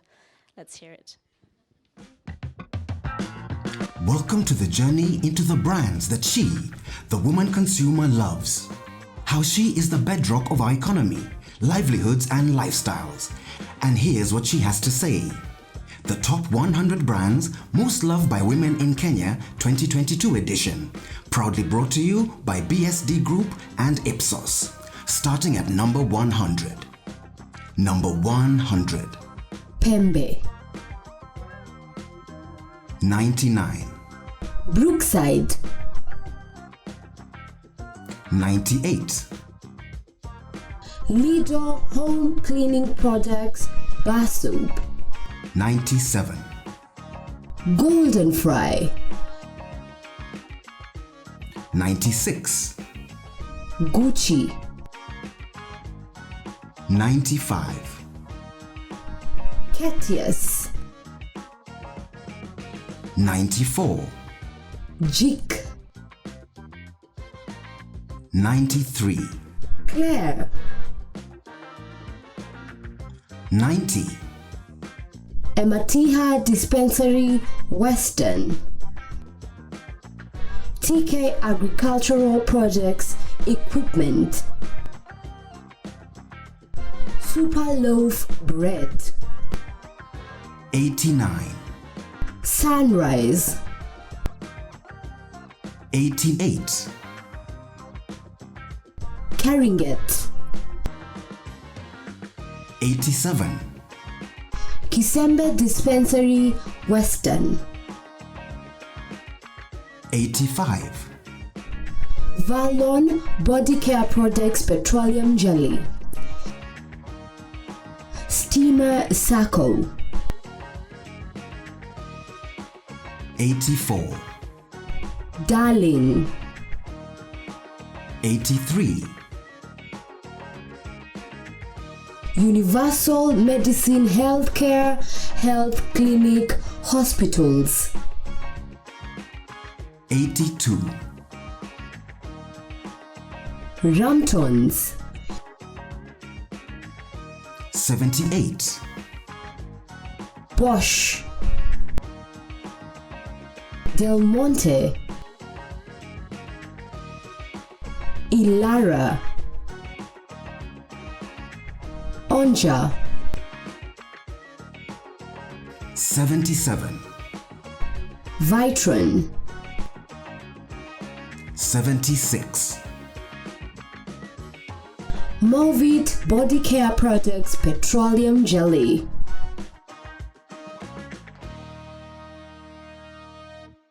Shebesh to join us over here as well as Chris Githaiga as we unveil the top 100 report on this end. 5, 4, 3, 2, 1. And there you have it, ladies and gentlemen. The unveiling of the top 100 most loved brands by women in Kenya, second edition. And a kind request to have our 3 key guests here. And if we can have the Break the Bias sign for our photographers. Fantastic, there we go. For International Women's Day, Break the Bias is the theme for this year. Thank you so much. And you may have your seats. Thank you so much to our chief guests, Eva and Chris. And without further ado, let's go on with the rest of the rankings. The top 100 most loved brands by women in Kenya, 2022 edition. Proudly brought to you by BSD Group and Ipsos. Number 66. X. Harpic, Menengai Body Care Products Bathing Soap, Mercy Mission Rift Valley, Ziwa, Omo Home Cleaning Products Bleach, Morning Fresh, Baraka Fertilizer, Outspan Hospital, Kiriaine Mission Hospital Central. 65. Sawa Body Care Products Bathing Soap. 64. Telcom. 63. Nice and Lovely Hair Products and Equipment. 62. Zoe Body Care Products Lotion. 61. Level 5 Machakos. 60. MultiChoice. 59. M Copa. 58. Mount Kenya Milk. 57. M Shwari. 56. Sunlight. 55. Huda. 54. Cooperative Bank. 53. Butali. 52. Soko. 51. Cortex.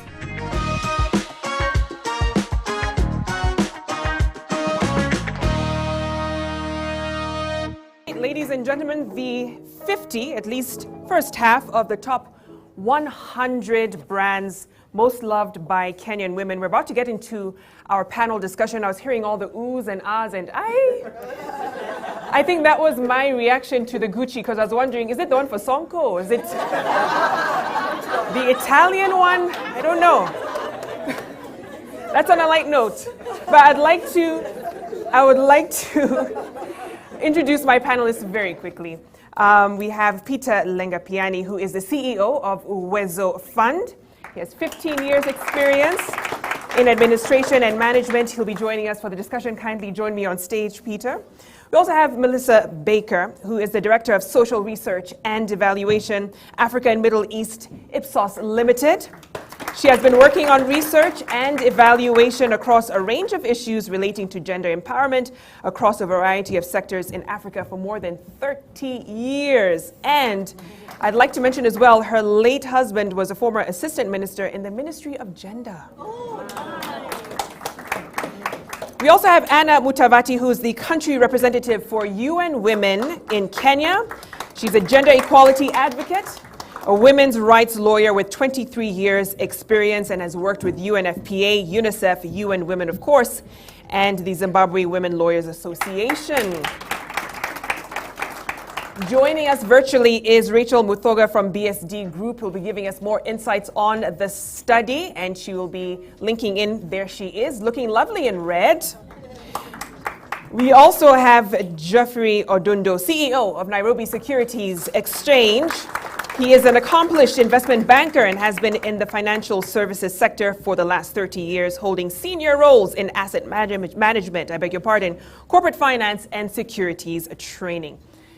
And last but not least, we need Ms. Flora Mutai, Chairperson, KEPSA, and CEO of Melvin's Marsh International.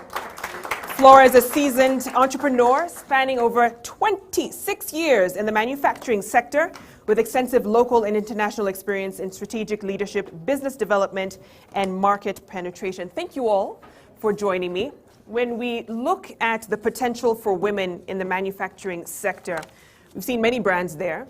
I wonder how many are actually women-owned. That's something we probably need to interrogate further. But from where you sit, how do we position more women to get into manufacturing and into the production of goods and services? All right, good afternoon. No, good evening, and good morning to the ones out in the States. Interesting question. And actually, we do know in the job market, I think especially in the manufacturing space, I think they say 80%, it's very male dominated, so 80% are men and only 20% are women. And I think we did a study here in Kenya, and I think women were actually even worse. No, women were 22% of even in Kenya, as opposed to the global, which is I think 30%. So basically, I think your question is, how do we get more women in? I believe first, let's begin at the foundation. When your child comes from school and they say, oh, how does this work? And you're there giving them a doll and saying, girls don't do this, girls don't do that. So the first place to begin is, how do we encourage, how do we bring up girls? Yeah. And making them welcome and I mean making them comfortable with something like STEM education. That's going to be really, really important. Encouraging them to be curious and to whatever. We go on more into their lives, they get into to choosing their careers. Encouraging them to go into male-dominated, manufacturing. There's nothing really wrong with it, but you tend to find women tend to be more traders. From there, you tend to find, for example, for an entrepreneur, it's very difficult for, well, it's not difficult, but women then tend to think, no, I don't have the capital, let me go into trading. So I call it the big A. It's access, give them access to knowledge, access to finance, access to markets. How do we, I do know that is the whole, like Safaricom have a quota, they say this is for women, and various other companies. So sort of nurturing the woman and allowing her to take her place. It's not going to happen automatically. It's actually going to continue to be conversations like this. Having affirmative action is where we are really going to see. Workplace is also another area. First of all, even when you go into a manufacturing plant, the first thing you think about is big machines, etc. Technology, women can drive the technology. Women can be in supervisory roles. Women can do the management. Yes, she will not be heavy lifting, but we need to in this 21st century. So in areas like that, making it friendly as an environment. Can I have my breastfeeding room? Can I have flexi hours? Do you understand when I tell you I'm not coming to work because my child is sick? So it's areas like this that really are going to make more women come into the manufacturing space. I forgot one very, very important one, which I actually personally do, and I began when I was at Kenya Association of Manufacturing, which is mentorship. We need to have the women in manufacturing mentor the other women. And it might not only be women, it will also be men, because they've been there before. So just to give them that encouragement. So we began a program called Women in Manufacturing, and also for my company, Melvin's, which I'm hoping I'll see in the top 100, but somewhere, at least I've said it. Basically, even in Melvin's, we actually do mentor women in manufacturing. I think we've done a cohort of over 100 women now, just to encourage them, to tell them it is not a difficult space, but it is not a space to be assumed. Great insights. And I must add that I'm a big fan of the Melvin's hibiscus tea. That's all I drink. Lovely. Add a little bit of mint now. It's brilliant. Oh, that's a great tip. I'll try that tonight. Take it cold. And take it cold. Let's move on to Peter and just kind of looking at what you can use out of these findings to create a more friendly policy environment, especially for women-owned businesses. We heard Honorable Shebesh talk about how these figures really guide policy making. But from where you sit, what else can you draw out to say, we can tweak this here and change this there to make it easier for women businesses to move? Thank you for that question. And when we look at the statistics and what has been presented today, is a real communication to the policymakers and to the government, and especially on issues of women. And when I was looking at in terms of the statistics and how it was done both in rural and urban, and because as government, before even resources are distributed, we have the policy documents that guide towards distribution of those resources. We have the Vision 2030 document. We have the medium-term plan, which now guides the government in terms of resource allocation. And when we look at the statistics, especially more so of the affirmative funds, that translates to the budgetary allocation and the performance of women in business. We really target the vulnerable groups, and women, youth, and PWCDs fall under the vulnerable group, and towards addressing the concerns of our constitution, that is inclusivity, equality, equitable distribution of resources, non-discrimination, then of course women benefit a lot. These numbers will help in terms of resource allocation. Number two is also help in terms of capacity enhancement, because as a ministry, that is what we highly look at towards empowering the women. Look at the rural women. When you look at the performance with the statistics, rural women are left behind. And in terms of even branding and so on, there are a lot of, community things and cultural products that probably that have not gotten the light so that they can compete competitively in the market. And that's the reason why government is there to uplift them from the grassroots level. That is, these are women who are unbankable.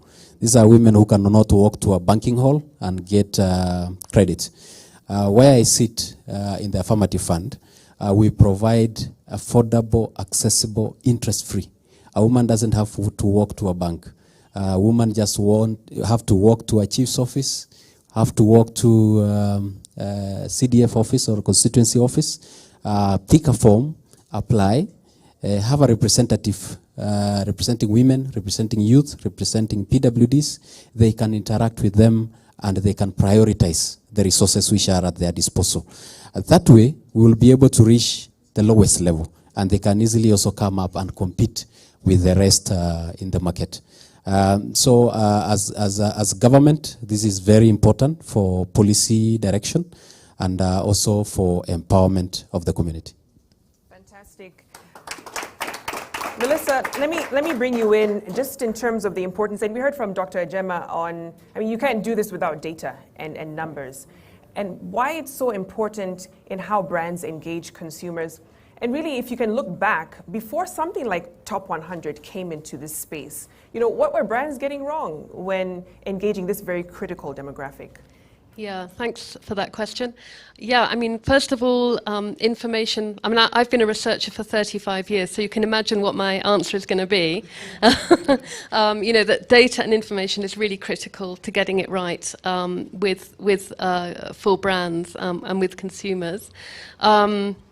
As we can see from the study, 80% of household purchasing decisions are made by women, and if we ignore or do not understand them properly, we risk losing out on sales, innovation opportunities, or getting the right kind of products for women and services for women out there.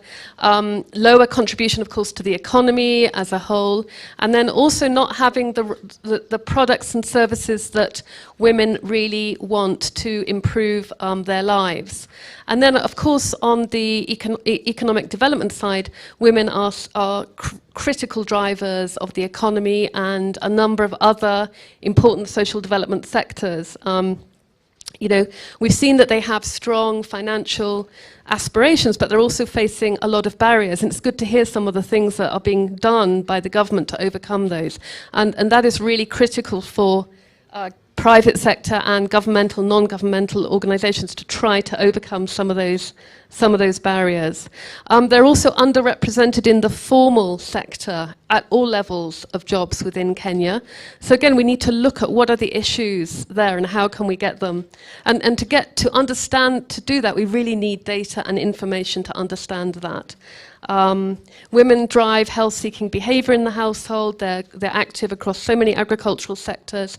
So it's really critical to really understand the dynamics and the changing dynamics of women and how their needs are evolving over time so that we can inform better brands and products and better policies and programs and activities.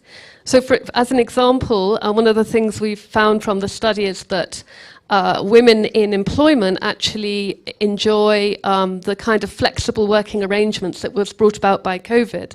So being able to work part-time in the office, part-time at home, really I think over 70% of women actually prefer that working arrangement because it enables them to balance family with their work obligations. So how can we kind of incentivize the private sector to just be able to extend those kind of arrangements to women over time? So fundamentally, data is absolutely critical to understanding and making the right decisions, not making mistakes and not missing opportunities. So, yeah. No, absolutely.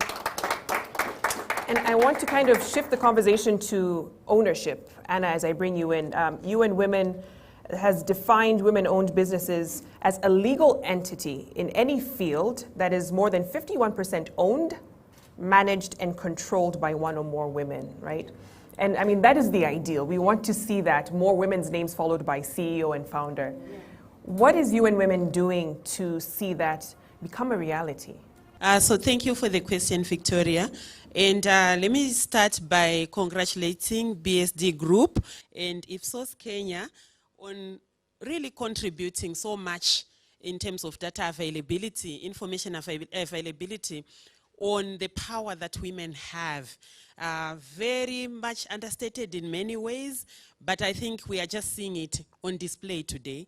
A colleague of mine once told me that in many households, in his household as he was growing up in the village, so they used to own a bicycle. And so it was a very rare asset to own at that time. And each time somebody went to borrow the bicycle, of course the response would come from dad in the family, yeah, that okay, maybe the bicycle is not here, or it's broken, or it needs repair, but that answer would have come from mom, right? So just really demonstrating the power that women have, sometimes very clear out there in the open, as we're seeing today, but also influence, right, in terms of the decisions, the big decisions that are made in the household. So really congratulations, BSD and Ipsos Kenya, on making that data available. Thank you. Now to your question, for UN Women, we have long since realized the power that business plays in advancing gender equality and women's empowerment. And this is already captured in the spirit of the Global Compact and with UN Women through the Women Empowerment Principles. So really bringing business to the gender equality discourse meaningfully, and then saying we cannot afford to have business on the terraces, as we call them on social media, right? We can't have business on the terraces when we are struggling with removing the needle on that issue of gender equality and empowerment of women. So the Women Empowerment Principles are the vehicle that UN Women and Global Compact use to bring business on board on gender equality and empowerment of women. So for those that perhaps don't know, The women empowerment principles are 7 of them, and they look at issues to do with training of women in the workplace. They look at non-discrimination on all forms, from all forms really of discrimination that it can take in the workplace, including maybe, having women passed over for promotion because of their reproductive roles, or women passed over for training because of their reproductive roles, or perhaps you know that you are a business that is very young people, young women, and you do not, and they are, still very actively in childbearing ages, and you don't have facilities in your workplace to support them to become very productive in the workplace while also balancing their reproductive functions. So childcare facilities. Issues to do with the gender pay gap is still a reality in some businesses today. Right, and we rely on data experts to really expose those gaps that exist so that we proactively work together on that. And then they also, one of the principles is also how we support women-owned businesses. So having very clear targets in terms of how much of your procurement you buy from women. Government has already set the pace with the AGPO, the Affirmative Government Procurement Opportunity. So how is business, how is private sector also following? So we're proud to say that, sorry, before I forget, the issues of gender-based violence, we saw that this really matters to women, right, in their decisions to buy or to prefer one brand over the other.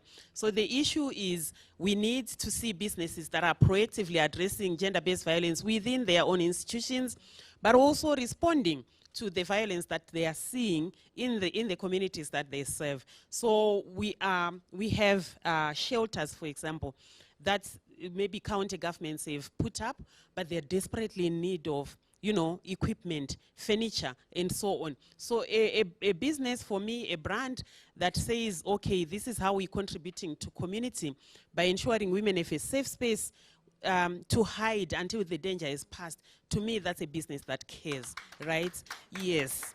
So as I conclude, I just wanted to say that in Kenya here, we were very encouraged that even as we were introducing the concept of the women empowerment principles, where businesses come up at the highest level, and that is the leadership at the leadership levels, the CEO, they come up to say, yes, we want to be part of this initiative on all of those 7 principles, including where women are located in our business in terms of decision making, how many women sit on our board, right?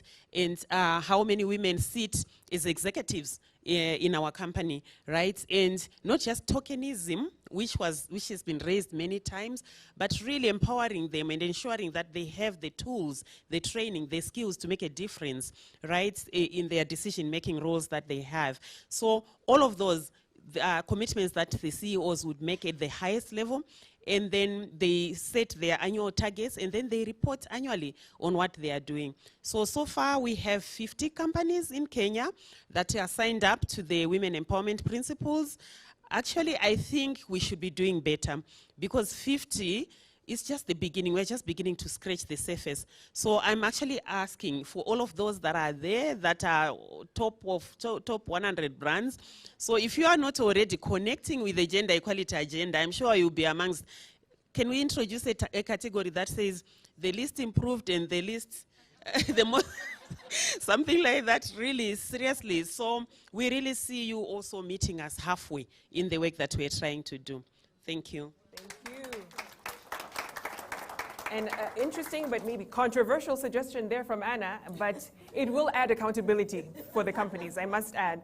Let me come to you, Jeff, and you are a repeat offender on this panel. You were here last year, so you do know that local brands got a lot of appreciation last year in the rankings, which is great news when you think about how we want to scale homegrown companies in this country. But how do we actually get them to the level of even being listed on the NSE? I know it's big, but realistically speaking, how do we create that pathway for them to get to that level? Can you hear me? Yes. Awesome, thank you. I think first thing is just to say that the data is interesting. That research, I'm really keen on seeing what influenced the risk around the finances, whether it was a strain on the kitchen budget during COVID, or because that went markedly high. Yeah, on the question you've asked about how do we create the pathway. First of all, let me say this: women are good finance managers, very good financial managers. I think if you look at just the household, there's always some money kept away for a rainy day, and I saw that with my mother. I see that with my wife. They always say that there's no money, but there's really money there. But there's a dislocation. You know, the challenge is men are more risk takers. Women are very risk averse. So you find there's more formalization of male-led businesses than women. A woman starts a very good business, a great idea, but to formalize that business into a corporate entity is a bit of a challenge. There's a bit of a, trying to hold back, trying to struggle to give away a small stake, trying to bring in new people. There's a big, big challenge there. And so you look at that, if you look at most of the companies at the NSC, for instance, 90% of those that have founders are men. The ones that are led by women, the companies are founded by men, but the women are the CEOs now. And they're doing a fantastic job. So you can't understand why you start great businesses, but you're not ready to formalize them into corporate entities. So we created a program called Ibuka, which is a platform for incubation and acceleration. Again, out of 30 companies, less than 7 are women founders. So we are really struggling with that thought. We are like, what is the fear factor? What is really making you not come through?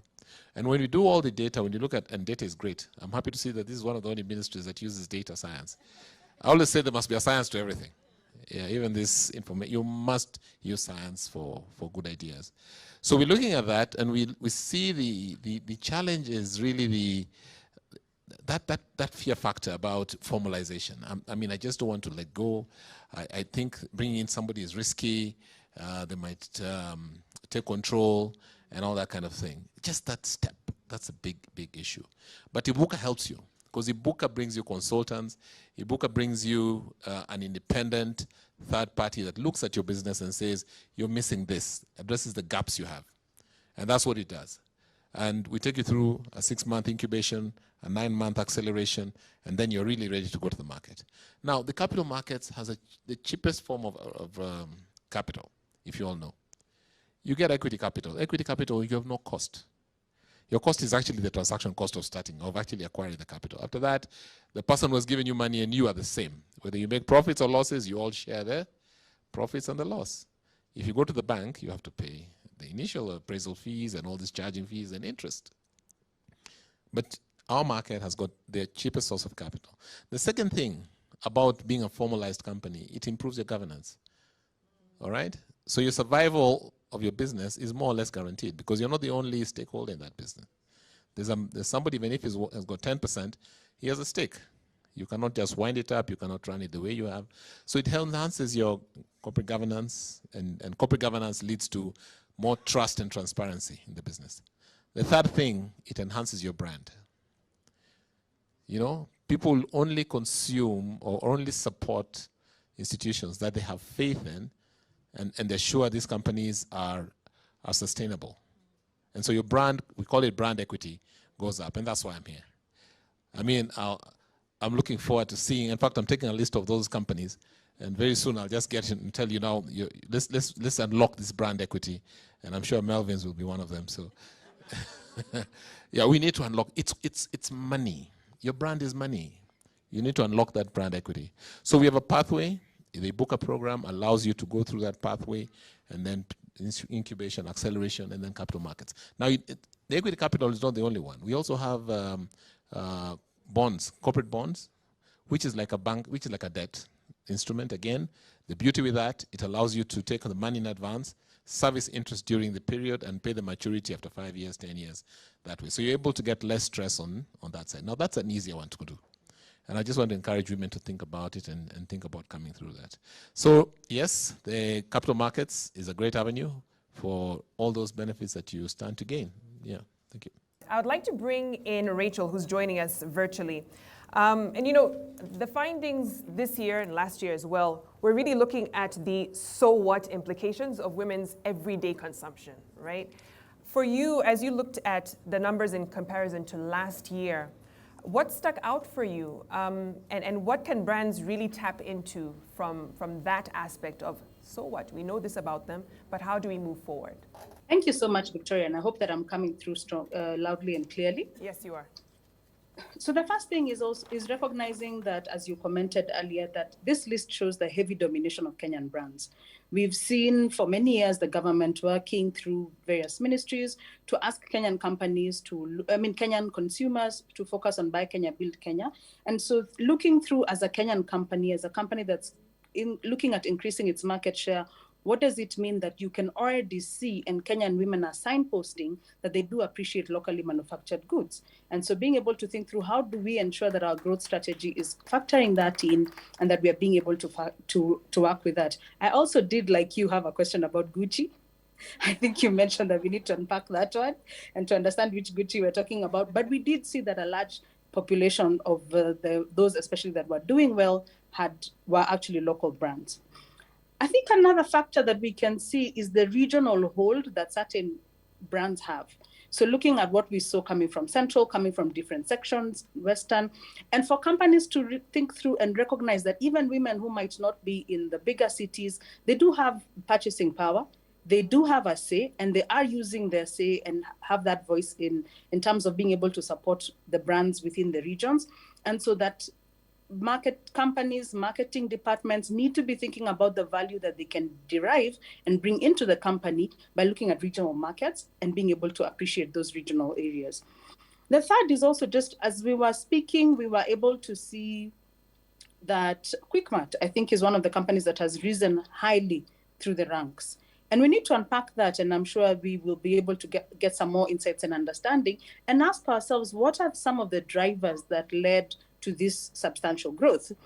And looking at one, is it an increase in visibility? Are you just more visible to your clients? Are we also looking at the expansion program that we know that Quickmart has been engaging in the last 2 years, but also looking at that expansion strategy has led them to go much closer to their clients, have gone much closer to the areas and the residential areas and other areas where they're much closer to the clients, much closer to the decision makers who are women, and therefore being able to unpack and say, how do I get closer to these clients who are women, who would then be making the financial decisions for me to be able to become, to rise up in the ranks, and also to basically be able to have the financial value that comes out of the fact that women are purchasing my products.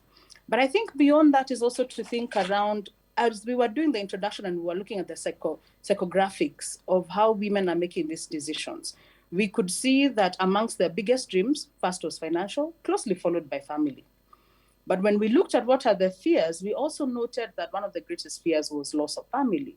And so to think through about the direct correlation between their financial success and their family success, and how we as a brand can be able to communicate, to be in that space and to work closely with them in order to be able to be touching both their hearts and also their minds. So there's quite a lot to unpack there, and I think as we go along, we'll be able to see some of these insights. Thank you so much, Victoria. Thank you, Rachel. And we have a question here from Zoom, and I don't know which panelist will want to take a stab at it, but it's a very pertinent one. How are the expected changes on the rollout of the Top 100 Brands Africa on the economic, social futures of women in 2022 and 2023? So literally asking you to look into your crystal balls to see how these findings will impact the lives of women moving forward. Probably, Rachel, if you want to take that. I'm happy to take that, because so you can look at what determines the future of women, and in terms, so who will be the determinants of what that impact can be. And so the first would be all these questions that we are now tabling before businesses and also before policymakers, that if they're able to take some of the insights that have come out of this research and then be able to apply them into how we are planning. I think Peter from the panel actually mentioned to us earlier about how government plans, including the medium-term plans, those are currently actually ongoing. We are currently developing Term Plan 4. And so being able to look at how can we infuse some of this learning into our national planning. How are we also rethinking how we are selling the products? I mean, it was really interesting to see increase in banking and insurance as one of the areas where we've seen growth. What does that mean? That women are planning for the future, but women are typically moving into areas where they are looking at the long-term view and not just bread and butter issues. We're now no longer just dealing with the kitchen budget. Jeffrey, that's for you. So we're no longer just dealing with the kitchen budget, but we're looking at long-term planning and being able to look at both banking and insurance sectors. So what decisions will companies make based on this? First, being able to have more female-friendly products. Two, being able to infuse ways of engaging with your products that are friendly to women. We talked about the value that we've seen that women have derived from the work from home scenario that was created by COVID-19.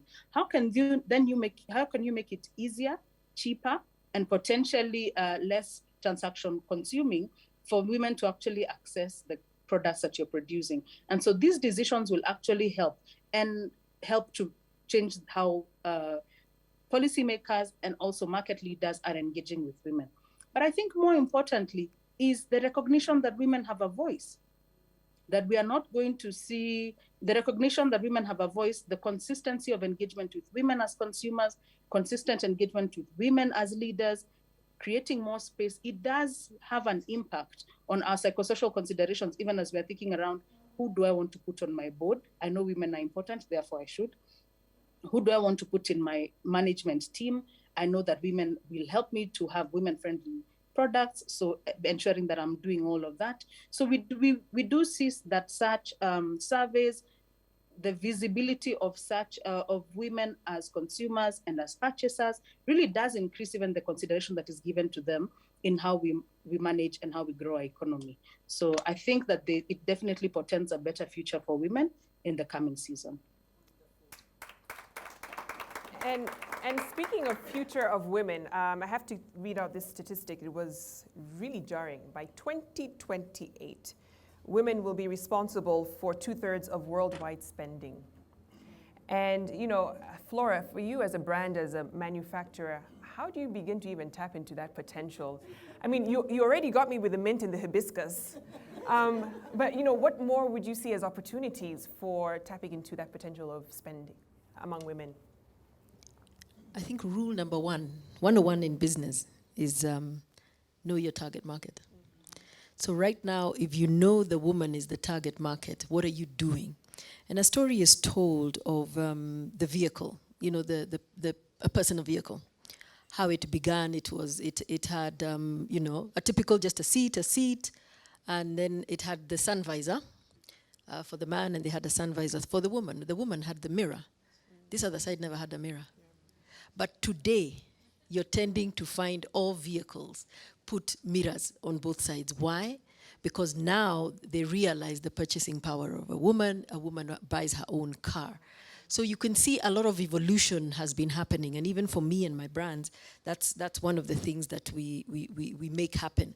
So it's going to be design thinking with the woman in mind, meaning you have to have a diverse team.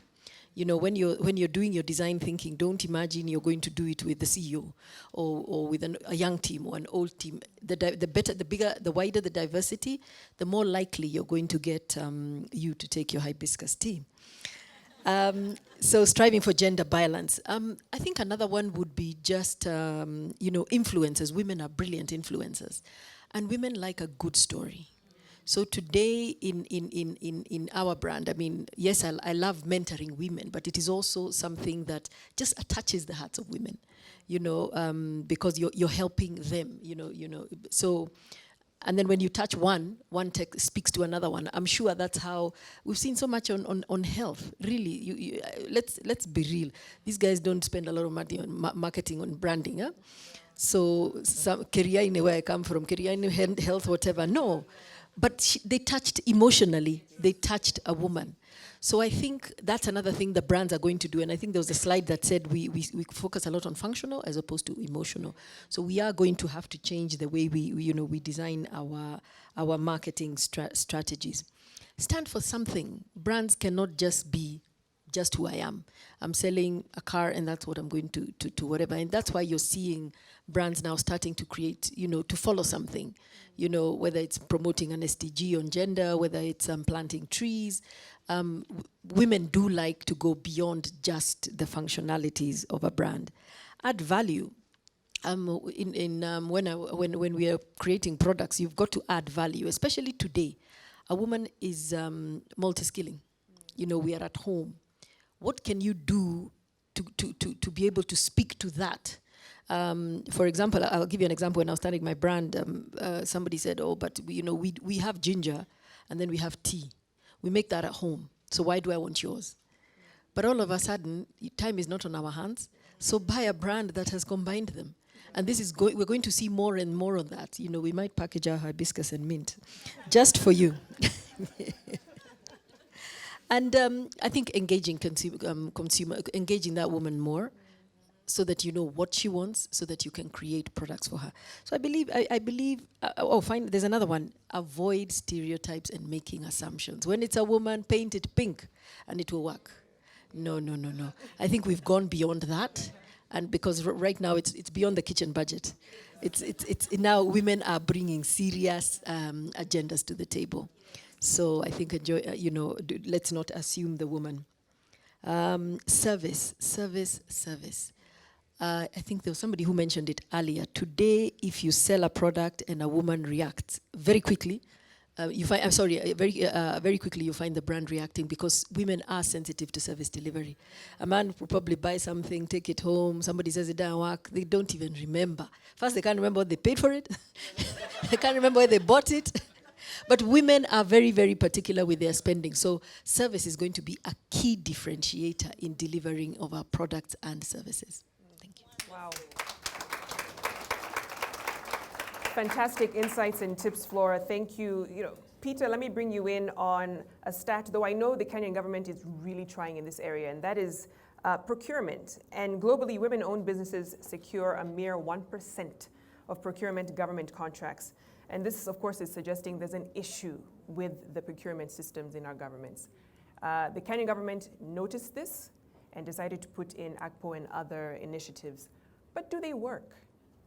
Are they yielding enough fruit to see these women-owned businesses, elevate and scale? Thank you for that question. And with the initiative of the government to empower women, and AGPO being one of the programs, and the reservation. And I know maybe the challenge in terms of meeting the numbers per institution. When we look at even the economic survey of what has been achieved in terms of how women have accessed procurement opportunities in government. And quite a number, or let's say slightly above average, has been taken over by women. For instance, out of the 26 billion, which, for example, for last financial year, around 13 billion went to women. This has been growing from every year. And this has really improved in terms of business performance by women. AGPO in itself is an opportunity that it limits a lot of competition, a lot of requirements, apart from having some inhibition in terms of upscaling other women, because there are women who have persistently been contractors under AGPO, but you see now when you have benefited, you need to roll over to the next level so that we can be able to pick other women at another level. That is some of the challenges the government is looking at, and how best can we address. Also the issue of information is also a challenge in terms of ensuring that women outside there are aware of those opportunities. And another aspect is about funding. We can see growth, because where I sit as an affirmative fund, out of the 31 billion which has gone to vulnerable groups, 28 billion has gone to women. That is quite a substantial amount, which has really assisted them towards servicing these AGPO contracts they get from both county government and national government.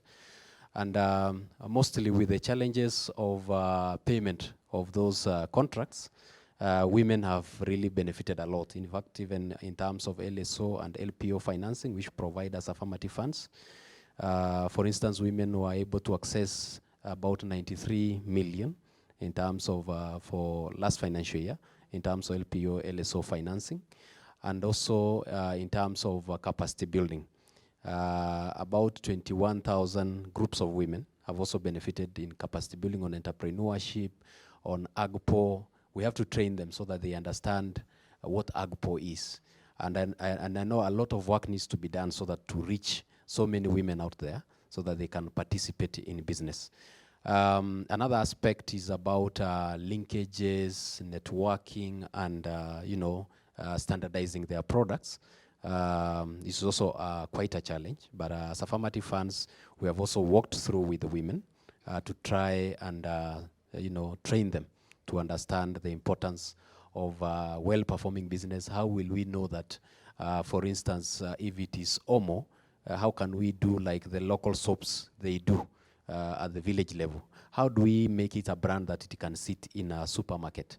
So we work with them in that training. We bring the experts from Kenya Bureau of Standard so that they can understand how they can improve their product so that they can be in the shelves. Lastly is about marketing, which is also quite a challenge, but we are working together with women and try and market some of their products. Producing it is one aspect, marketing it is another aspect. And as far as we have given them finances, sometimes we get challenges for them to repay these finances. So we try and engage them in these trade fairs, exhibition, use internet to put their products in those platforms. So we have also tried to assist close to 40,000 women to put their products up there. We have WebSoko, ourselves in Uwezo, we have Google platform. We work together with various other partners so that they can be able to market their products. Fantastic. And great to see the government interrogate those numbers as well, just to see how best to engage women-owned businesses. But yeah, the future looks bright indeed. Melissa, let me come to you. Just in terms of, and this is great, Top 100 is fantastic. We have insights into the women consumer. But I'm sure there's still opportunities and information gaps that are missing, that we can try to plug in the future. What do you see from your research perspective that we can still address? A lot of information in this study. I think if you could see from Koi's presentation, actually, it covers a lot of things that she wasn't able to talk about here. So first of all, let's make use of that data, the data that we actually have, and dig into it. But having said that, yeah, there are big gaps in information available. When I compare Kenya to my original home country, long time ago now, in the UK, there's a lot of publicly available information that especially small businesses can tap into, to help to grow their business. They may not be able to afford market research, but they can get access to that information. So we really need to look at how can we provide sort of syndicated studies where different groups of businesses get together and provide data for smaller businesses to help them a much greater use of segmentation among women. We're not all the same, obviously. There's 13 million women in Kenya, or more, adult women. So everyone is different. So we really need to look at segments. And I take one example, the segment of single mothers. They're 30% of women in Kenya. And we have some understanding of them, but not really in depth. What are their motivations? What are their values? What do they need in life? And how do they feel? And can they be? And how can we help them to succeed and help them be recognized as just as any other family in Kenya? And then a multitude of other segments based around beliefs, aspirations, and so on. So we need to see this very multifaceted woman and really understand the needs of all of those different groups.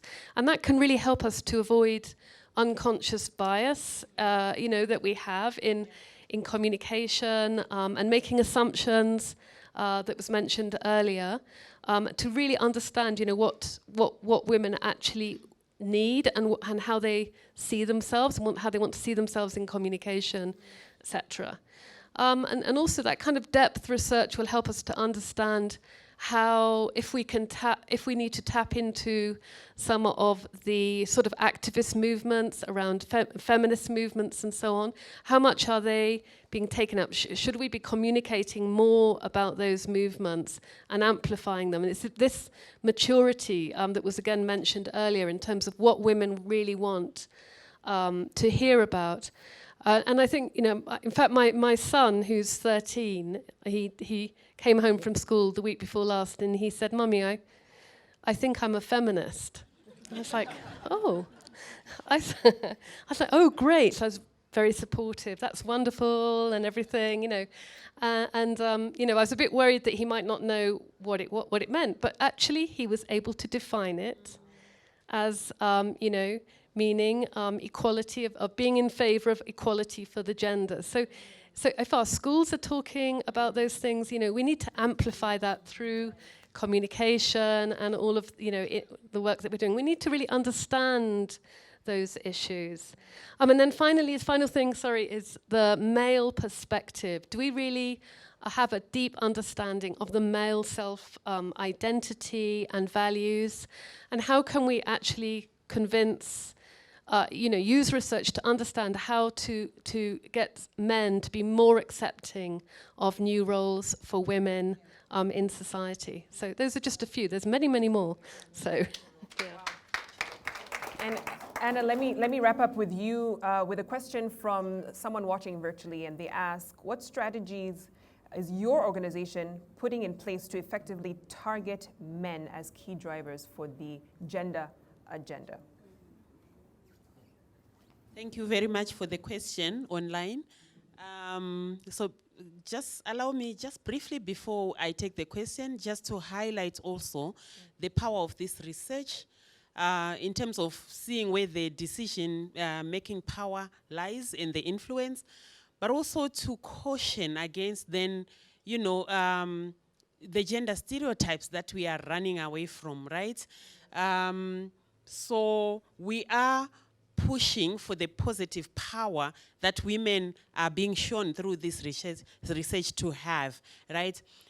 So different people can choose to use this research differently. And we are all pushing for the positive use of this that advances the power that women have and works in partnership with women to keep advancing that power. So what I'm talking about here is, for example, some stereotypes that we've seen in advertising, for example, because now we know the power that women have in decisions and in influencing where to shop and what to shop on. Then we are very cautious that we should not see a regression in terms of some issues that we have long since abandoned, like gender roles that have kept women out of the public space for the longest time, or perhaps advertisement that objectifies or sexualizes the bodies of women and so on. Thank you. And just to mention, therefore, that we do have the initiative called the Unstereotype Alliance. So Kenya happens to be one of 2 countries in the African continent that has a Kenya chapter, a national chapter on unstereotyping in advertising. And here in Kenya, it's led by Safaricom, which happens to be also the global vice president of the initiative at the global level. And we do have 5 members so far that are fully signed up to be members of that community that ensures that we don't perpetuate gender stereotypes through our advertising and in our communication.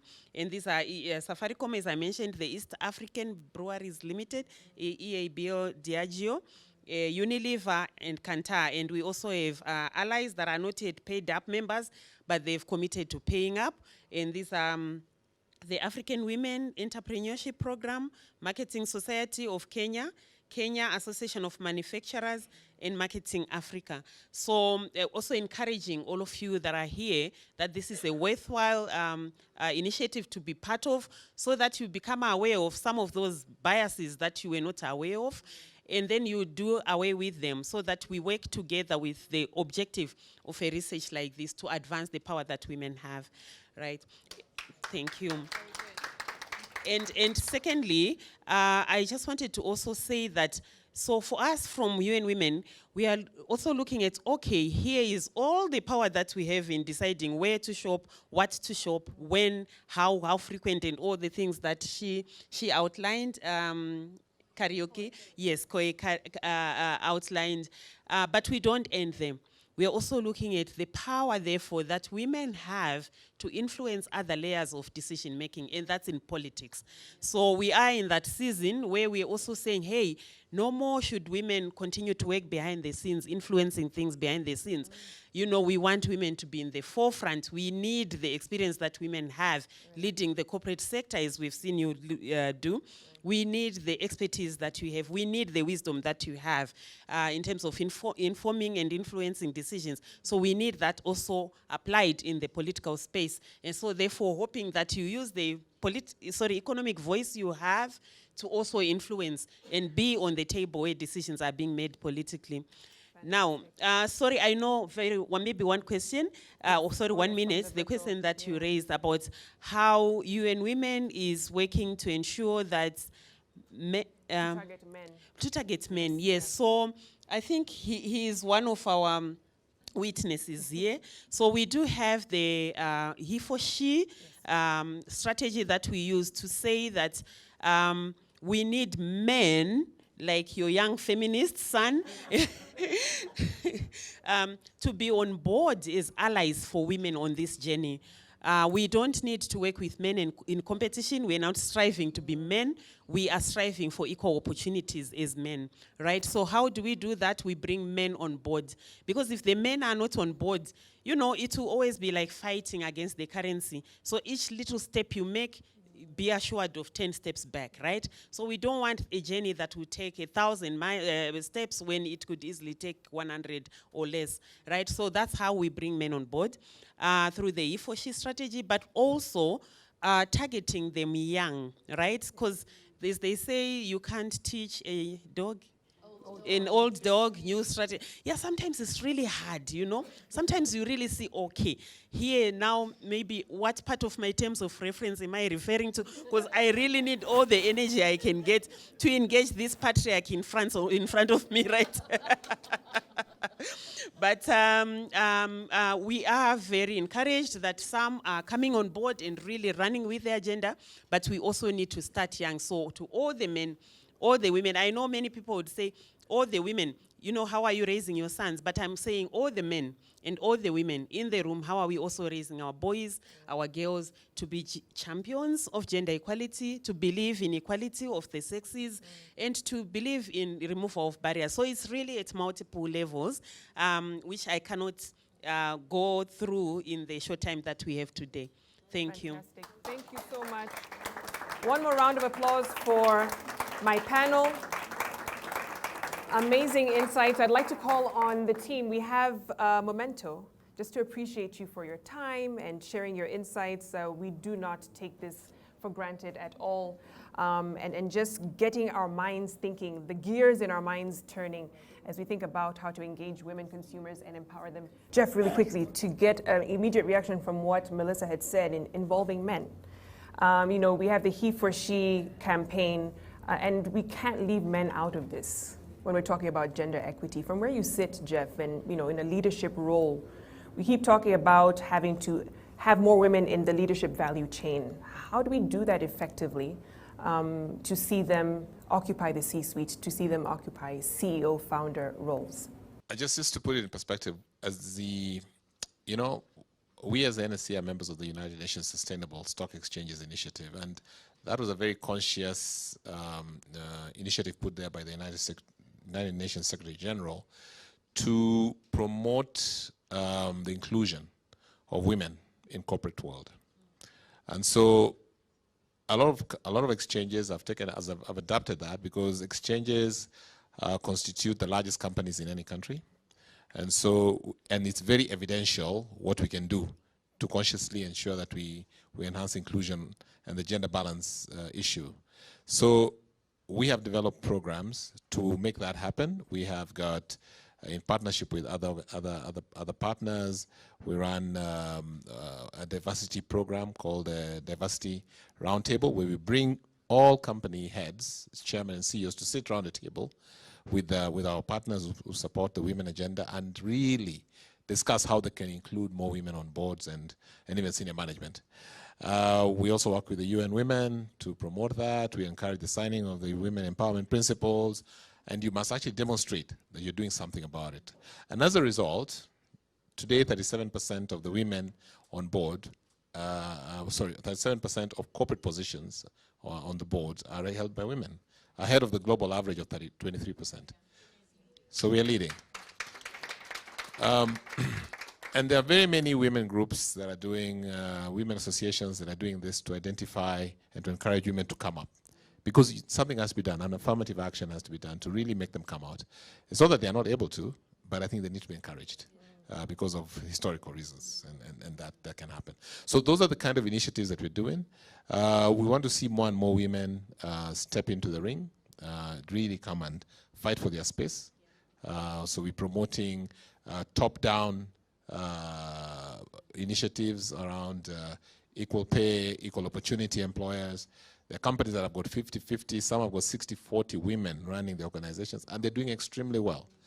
Because women have got some amazing ability to multi-skill and multi-manage things, and risk management and governance, and even today's strategy, and all these things are very important. And so I think those are the kind of things we're saying are coming through, and really trying to promote that. So there's a very conscious direction towards achieving that.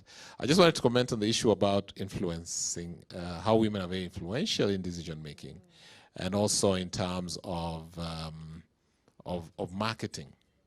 I think women are the best influencers. I mean, just an example I've also seen. I think in the last 1 year, I've transitioned from one supermarket to 3 different supermarkets.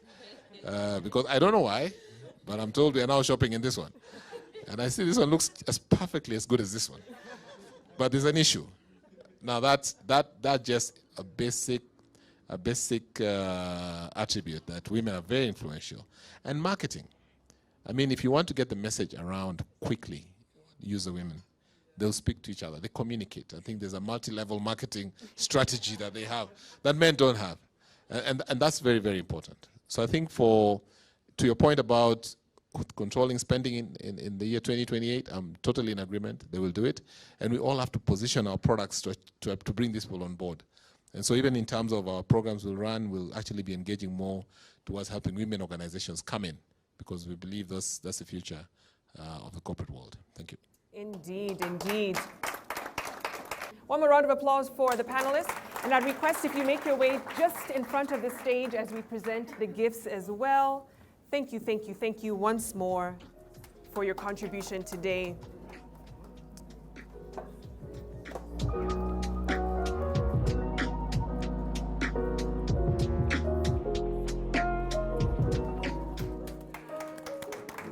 Thank you so much. And at this juncture, let's take a look at the final 50.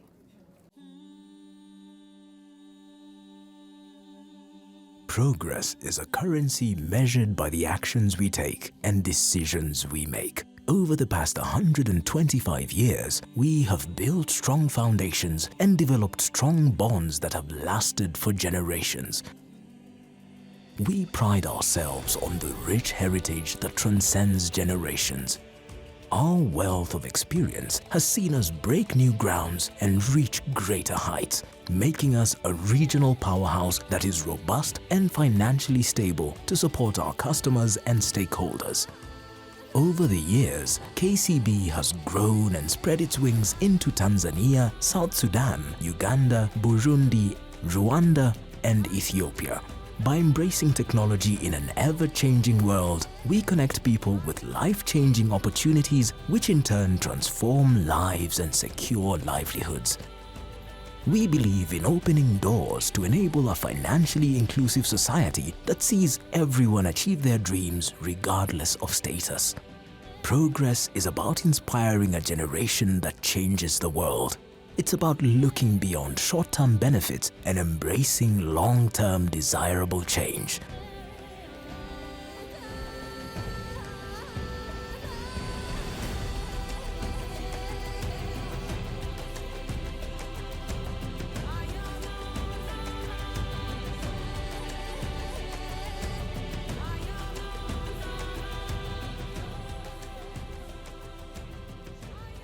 Our roots may be regional, but our vision is to drive growth that influences global agenda, making us the undisputed leader. Beyond banking strategy is based on 4 main priorities. And the first one is, putting the customer first with what we call as leading customer value propositions. And the second one is really getting a step change in our own efficiency and productivity across all our different businesses. The third one is about becoming a digital leader and also being able to drive digital to the core in our operations. And finally, we want to be able to scale the reach of our regional businesses, and that is businesses outside Kenya. We believe in simplifying progress for everyone that enables them to go ahead in line with our purpose-led vision.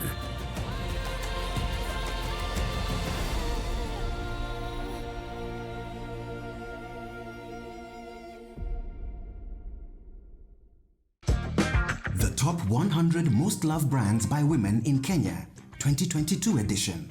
Proudly brought to you by BSD Group and Ipsos.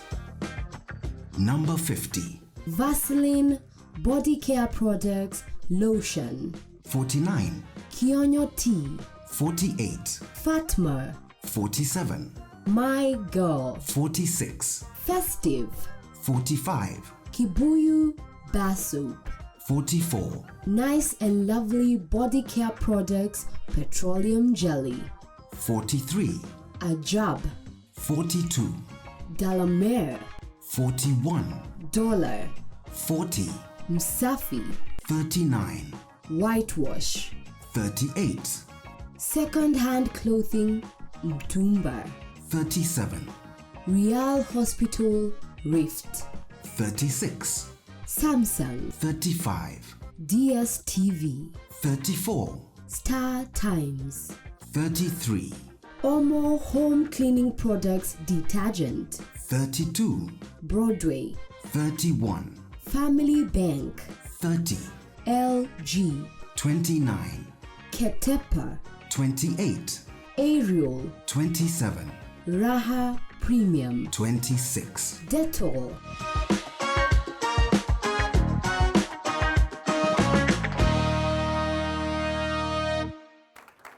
Fantastic. And we still have one more round, but we actually will be honoring the top 10. But let's take a look at the next batch before we get to the top 10 brands. The Top 100 Most Loved Brands by Women in Kenya, 2022 edition. Proudly brought to you by BSD Group and Ipsos. Number 25. Eden Tea. 24. Toyota. 23. Nivea Body Care Products Lotion. 22.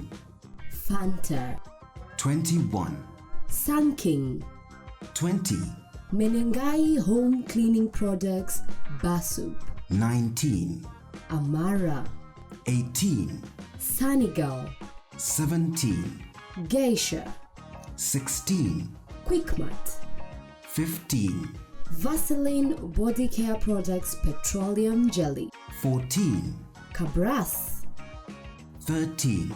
NHIF. 12. Nice and Lovely Body Care Products Lotion. 11. Soft Care Sanitary Product.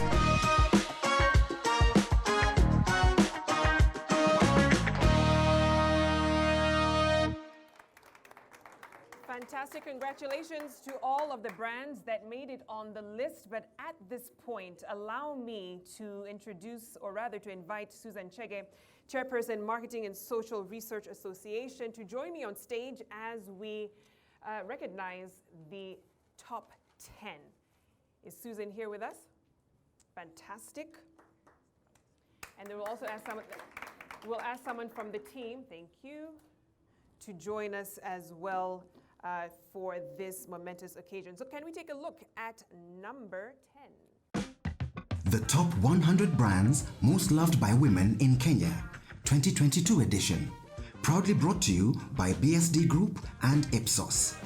And now, the top 10. Number 10. KCB Bank.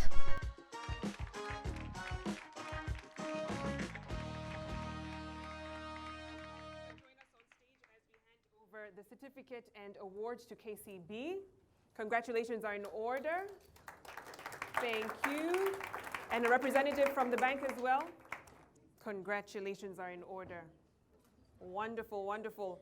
Position number 10, KCB Bank, most loved by women in Kenya. Congratulations, congratulations. All right, I'd like to call on Peter, our panelist from Uwezo Fund CEO, to join us on stage as we honor position number 9. Can we take a look at that?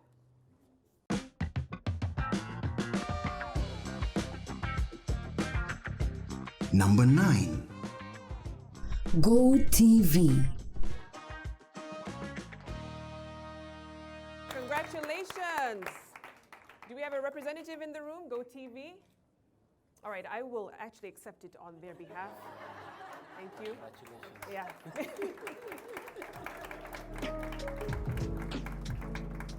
Please note, I still work for Royal Media Services. Thank you, Peter. You may take your seat, but we'll be sure to get it to them. Thank you once again. Reverend Mugera, if you can join me on stage as we present the next award for position number 8. Let's take a look.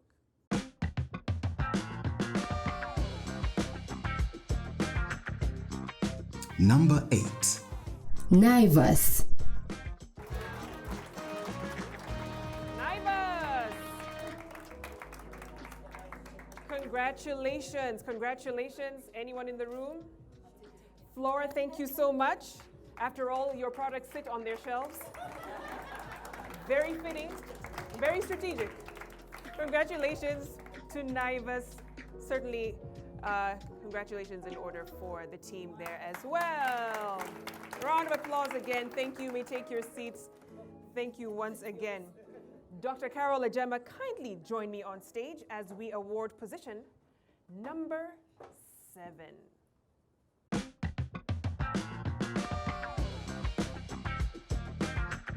Number 7. Coca-Cola. Wow. Coca-Cola. Fantastic. Do we have anyone in the room to receive it on their behalf? Okay, I'll be the designate. Oh, you want to be the receiving on behalf of Coca-Cola in absentia. This is an amazing accomplishment. Congratulations once again to Coca-Cola. 2 brands they have in the top 100. Thank you so much, Dr. Ajema. Wonderful. And calling Melissa Baker to join me on stage as we award position number 6.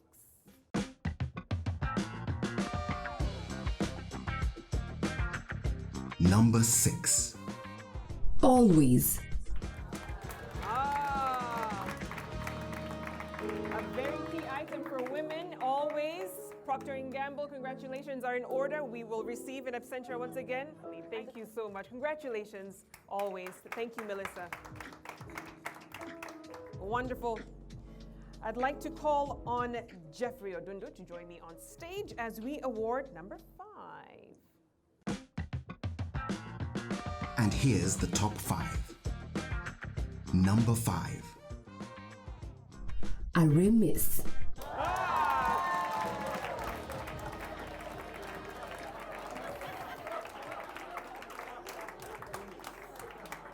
Aramis, I mean, from the resounding reaction from the women in the room, there is no doubt as to whether they got into this position. Congratulations once again, Aramis. Thank you, Jeffrey. Thank you so much. You may take your seat. Wonderful, wonderful. All right, I'd like to call on Anna Mutavati to join me on stage as we award position number 4.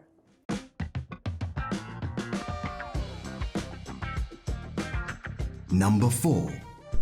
Equity. Wow.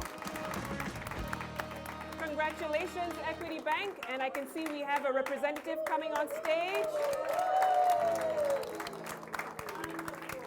Wonderful, well-deserved. Equity Bank doing phenomenal work in the financial sector and reaching various groupings. Congratulations. Thank you. You may have your seats. Congratulations, certainly in order. I would like to call on Ms. Flora Mutai to join me on stage once again as we award position number 3.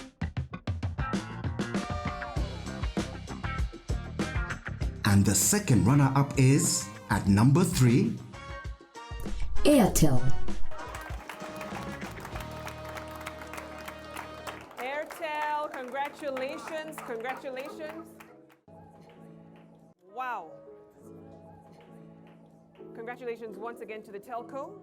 Clearly resonating with the female consumer. Wonderful, wonderful. Thank you so much, Flora. Thank you. You may take your seat. All right. And I'd like to call on Chris Githaiga to join me as we award number 2.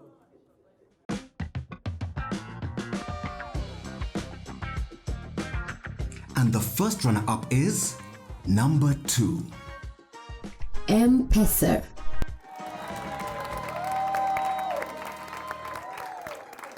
Congratulations. Safaricom. Well deserved. Well deserved. One more round of applause for the team from Safaricom and M-Pesa. Wonderful, wonderful. Fantastic. Great. You may take your seats, but Chris, I'll ask that you remain on stage, and I'll invite Eva and Honorable Shebesh to join me on stage as we announce the top brand. Out of 100, this was no small feat. Very deserving, yes. The weighty one goes to the top contender. As we wait with bated breath to know who is in position 1.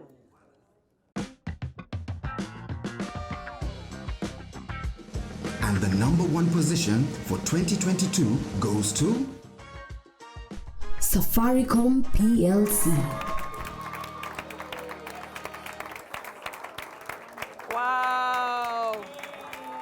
Congratulations, Safaricom. Fantastic, fantastic.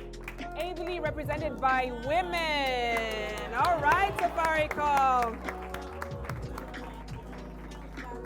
Well done indeed. The team very excited. One more round of applause. Wonderful. Thank you so much. And just a kind request, you may take your seats. A round of applause to all the farms. And we've heard of some brands that I've never heard of. And you've realized the women have a different definition of a product. You know, we heard of dispensaries, we heard of the bar soaps, and you can see the excitement there from the winners. And to us in this room, I think the winners for us are the women who spoke on behalf of all the other women who use this product. So we give a round of applause to the women, and not forgetting the men who also contribute towards this agenda. You know, I almost said hallelujah, you know. So just giving a round of applause to the persons who contributed to the research and also to the farms. By you being in this particular position, really, it just calls for you to up your game. We had said it's about integrity, quality, loyalty, and we as the consumers really have the right to shift our perception of your product. So a big up to all those who've won. And those who didn't, quote unquote, do well, We know there is always a 2023 that you can aspire towards. But in between here, work on our emotions as we engage with your branding. Thank you so, so much. Thank you so much, Dr. Gemma.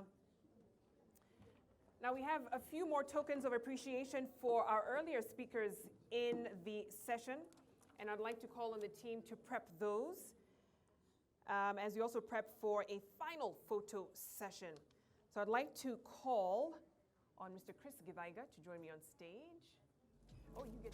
We hope you enjoy. Thank you so much, Honorable Shebesh. Thank you for gracing this occasion. Much appreciated. Thank you, Dr. Gemma. Thank you. One more round of applause for our speakers today.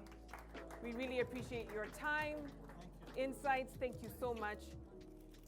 And your investments as well. And last but not least, we have one more for Koi Karaoke. We wouldn't be here without your work, without your investment and your time. So please join me on stage as we honor you as well.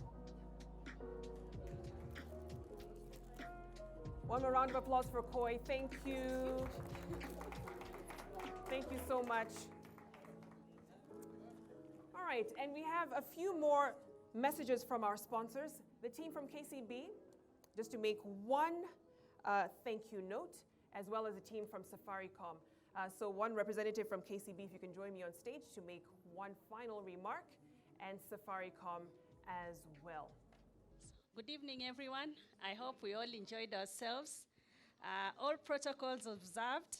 So indeed, as KCB, we are delighted to congratulate BSD and Ipsos for launching the second edition of the top 100 most loved brands by women in Kenya.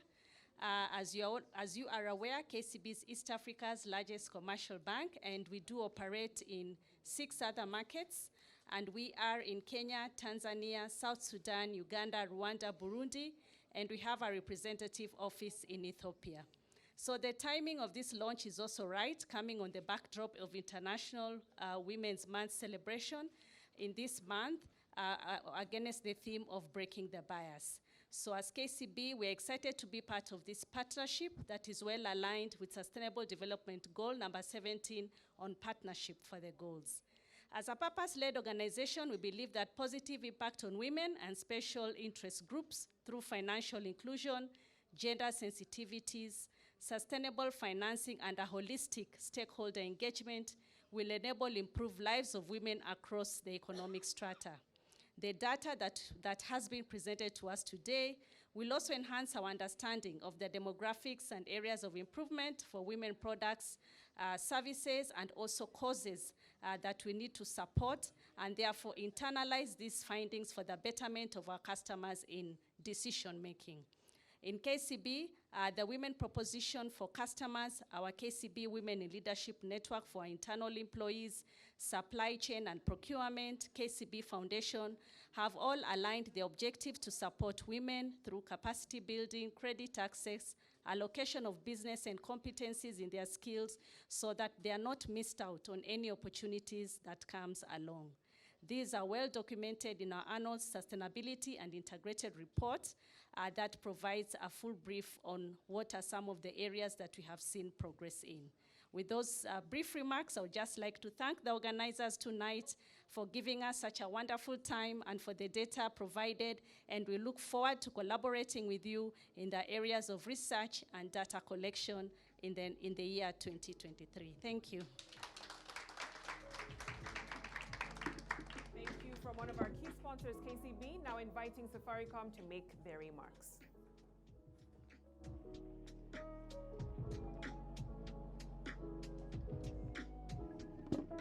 Good evening, everyone. I mean, we're so excited. All protocols observed. It was a bit of a close call, but anyway, we're very excited. We are so excited because honestly, at Safaricom, we really believe our vision and our purpose is to transform the lives of our customers. So the first thing we want to say is thank you to all the customers that we serve every day and night. You know, just to bring the network to you, to bring the airtime to you, to bring all the products and services. and for opening the community so that we may be able to do all the community engagements that we do through the foundation.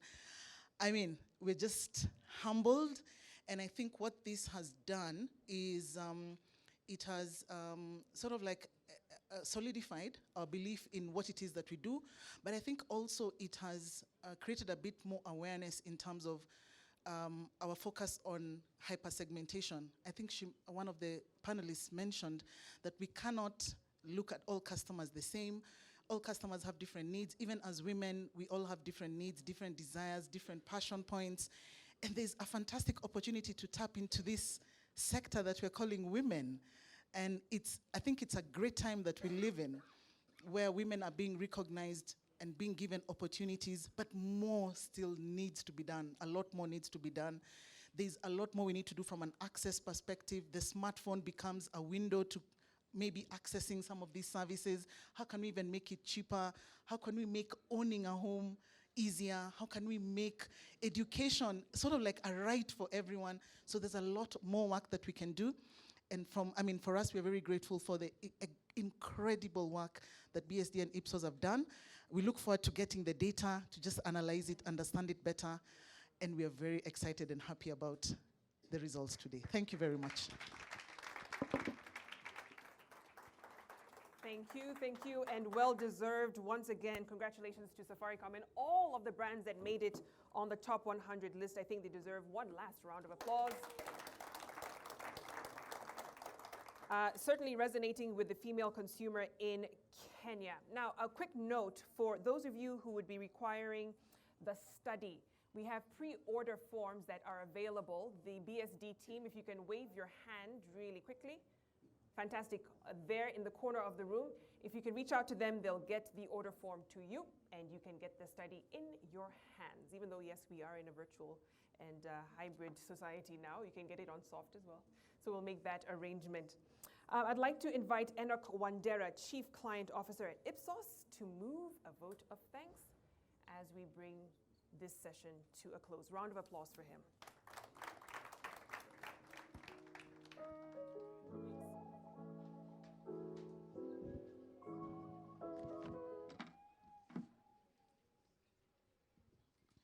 Good evening, everyone. And I think maybe in New York, maybe it's getting to afternoon, so I can say afternoon. Yeah. So I don't know who has had fun like I have. The last 2 hours, 3 hours, It's been a lot of fun. And in my day-to-day work, I sit and listen to clients and try and synthesize some of the things that they are saying into questions or ideas. And as I was sitting there, I was listening to every speaker, from the keynote speaker to Eva's speech, to Chris's speech, to the panelists, everyone. And there are only 3 things that came out for me, which I'm saying we should carry out of the room today. The 3 I's. 1 is the insights.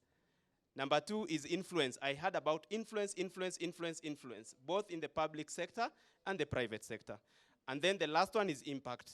So impact is, again, both sides. And impact for us, I think, from this study, is about impacting livelihoods. And livelihoods will eventually, through the women that we've had, their influence, will impact livelihoods, and obviously at the end of it, impact the society and nationhood. So from politics to economics to social, everything. So thank you very much for the day, for the evening. Take away the 3 I's. So before I go through the list of the vote of thanks, I think first of all, we must thank Victoria Rubadiri for keeping us alive and giving us all the fun. Secondly, I think Reverend, I don't know that she's still in the room, but for leading us and keeping us in front of God first, and you've seen the success of the day. And then, of course, all of us, both here and those who have joined us online, we thank you very much for your attention. Special thanks to our guests today, starting with Honorable Shebesh, Dr. Ajema, thank you very much for your very inspiring thoughts. We had a whole list of panelists. Jeff, thank you very much. Flora, Anna, Melissa, Rachel, and Peter. Your thoughts were quite interesting. Madam Verity Mganga, thank you for your opening remarks. And then, of course, the one who had the server, Madam Server, Koi Kariuki, thank you very much. She did not even sleep last night. It was like hours and hours and hours crunching the numbers. Thank you very much. We appreciate you. And of course, for your very, very, very well elaborated presentation. Our sponsors for tonight, Safaricom, thank you very much, and congratulations. KCB, well done, thank you very much. We also had online partners, Dr. Manu Chandaria, Dr. Jemima Njoki. We appreciate them. Now, to the logistics. Protel Studios, they are the ones who have made the day possible through the very good sound. Everything went tip-top. You know, when you are coming to such an event, you're always like, yeah, but everything went on. In fact, when we were calling the online panelists, I was crossing my legs, my fingers, everything. But everything came spot on. So thank you very much to that. Generally, BSD team, Ipsos team, fantastic.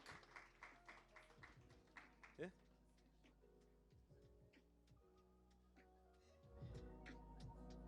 Someone said something. The BSD team, a whole team that has been working for long, long, long hours to bring this to fruition, and the Ipsos team, of course. Finally, Chris and Eva.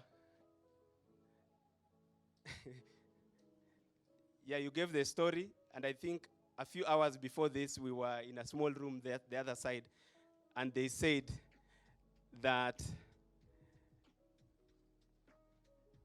they have agreed, and this is not on a light note, but they have agreed that this is not going to be a sprint, but it's a marathon. So there was edition 1, there's edition 2 we've launched today. There's going to be edition 3 and too many more. So thank you very much for your sponsorship and your leadership on this, and we look forward to that. Thank you very much also to the sports station who have been able to really help us as well with the organization of the gifts and the trophies that we've seen today. Actually, I was over-impressed. Very, very impressed. So give a hand of applause for that as well. As I come to a close, I think, remember the 3 I's. We are good. Yeah, the insights, the influence, and the impact. And today is actually the start of the conversation. A lot of the things that have been said here was just a start. So we are going to continue with that convention. And at that note, I want to thank everyone for your attention, for your time, and have a good evening. That ends my job for tonight. Thank you very much.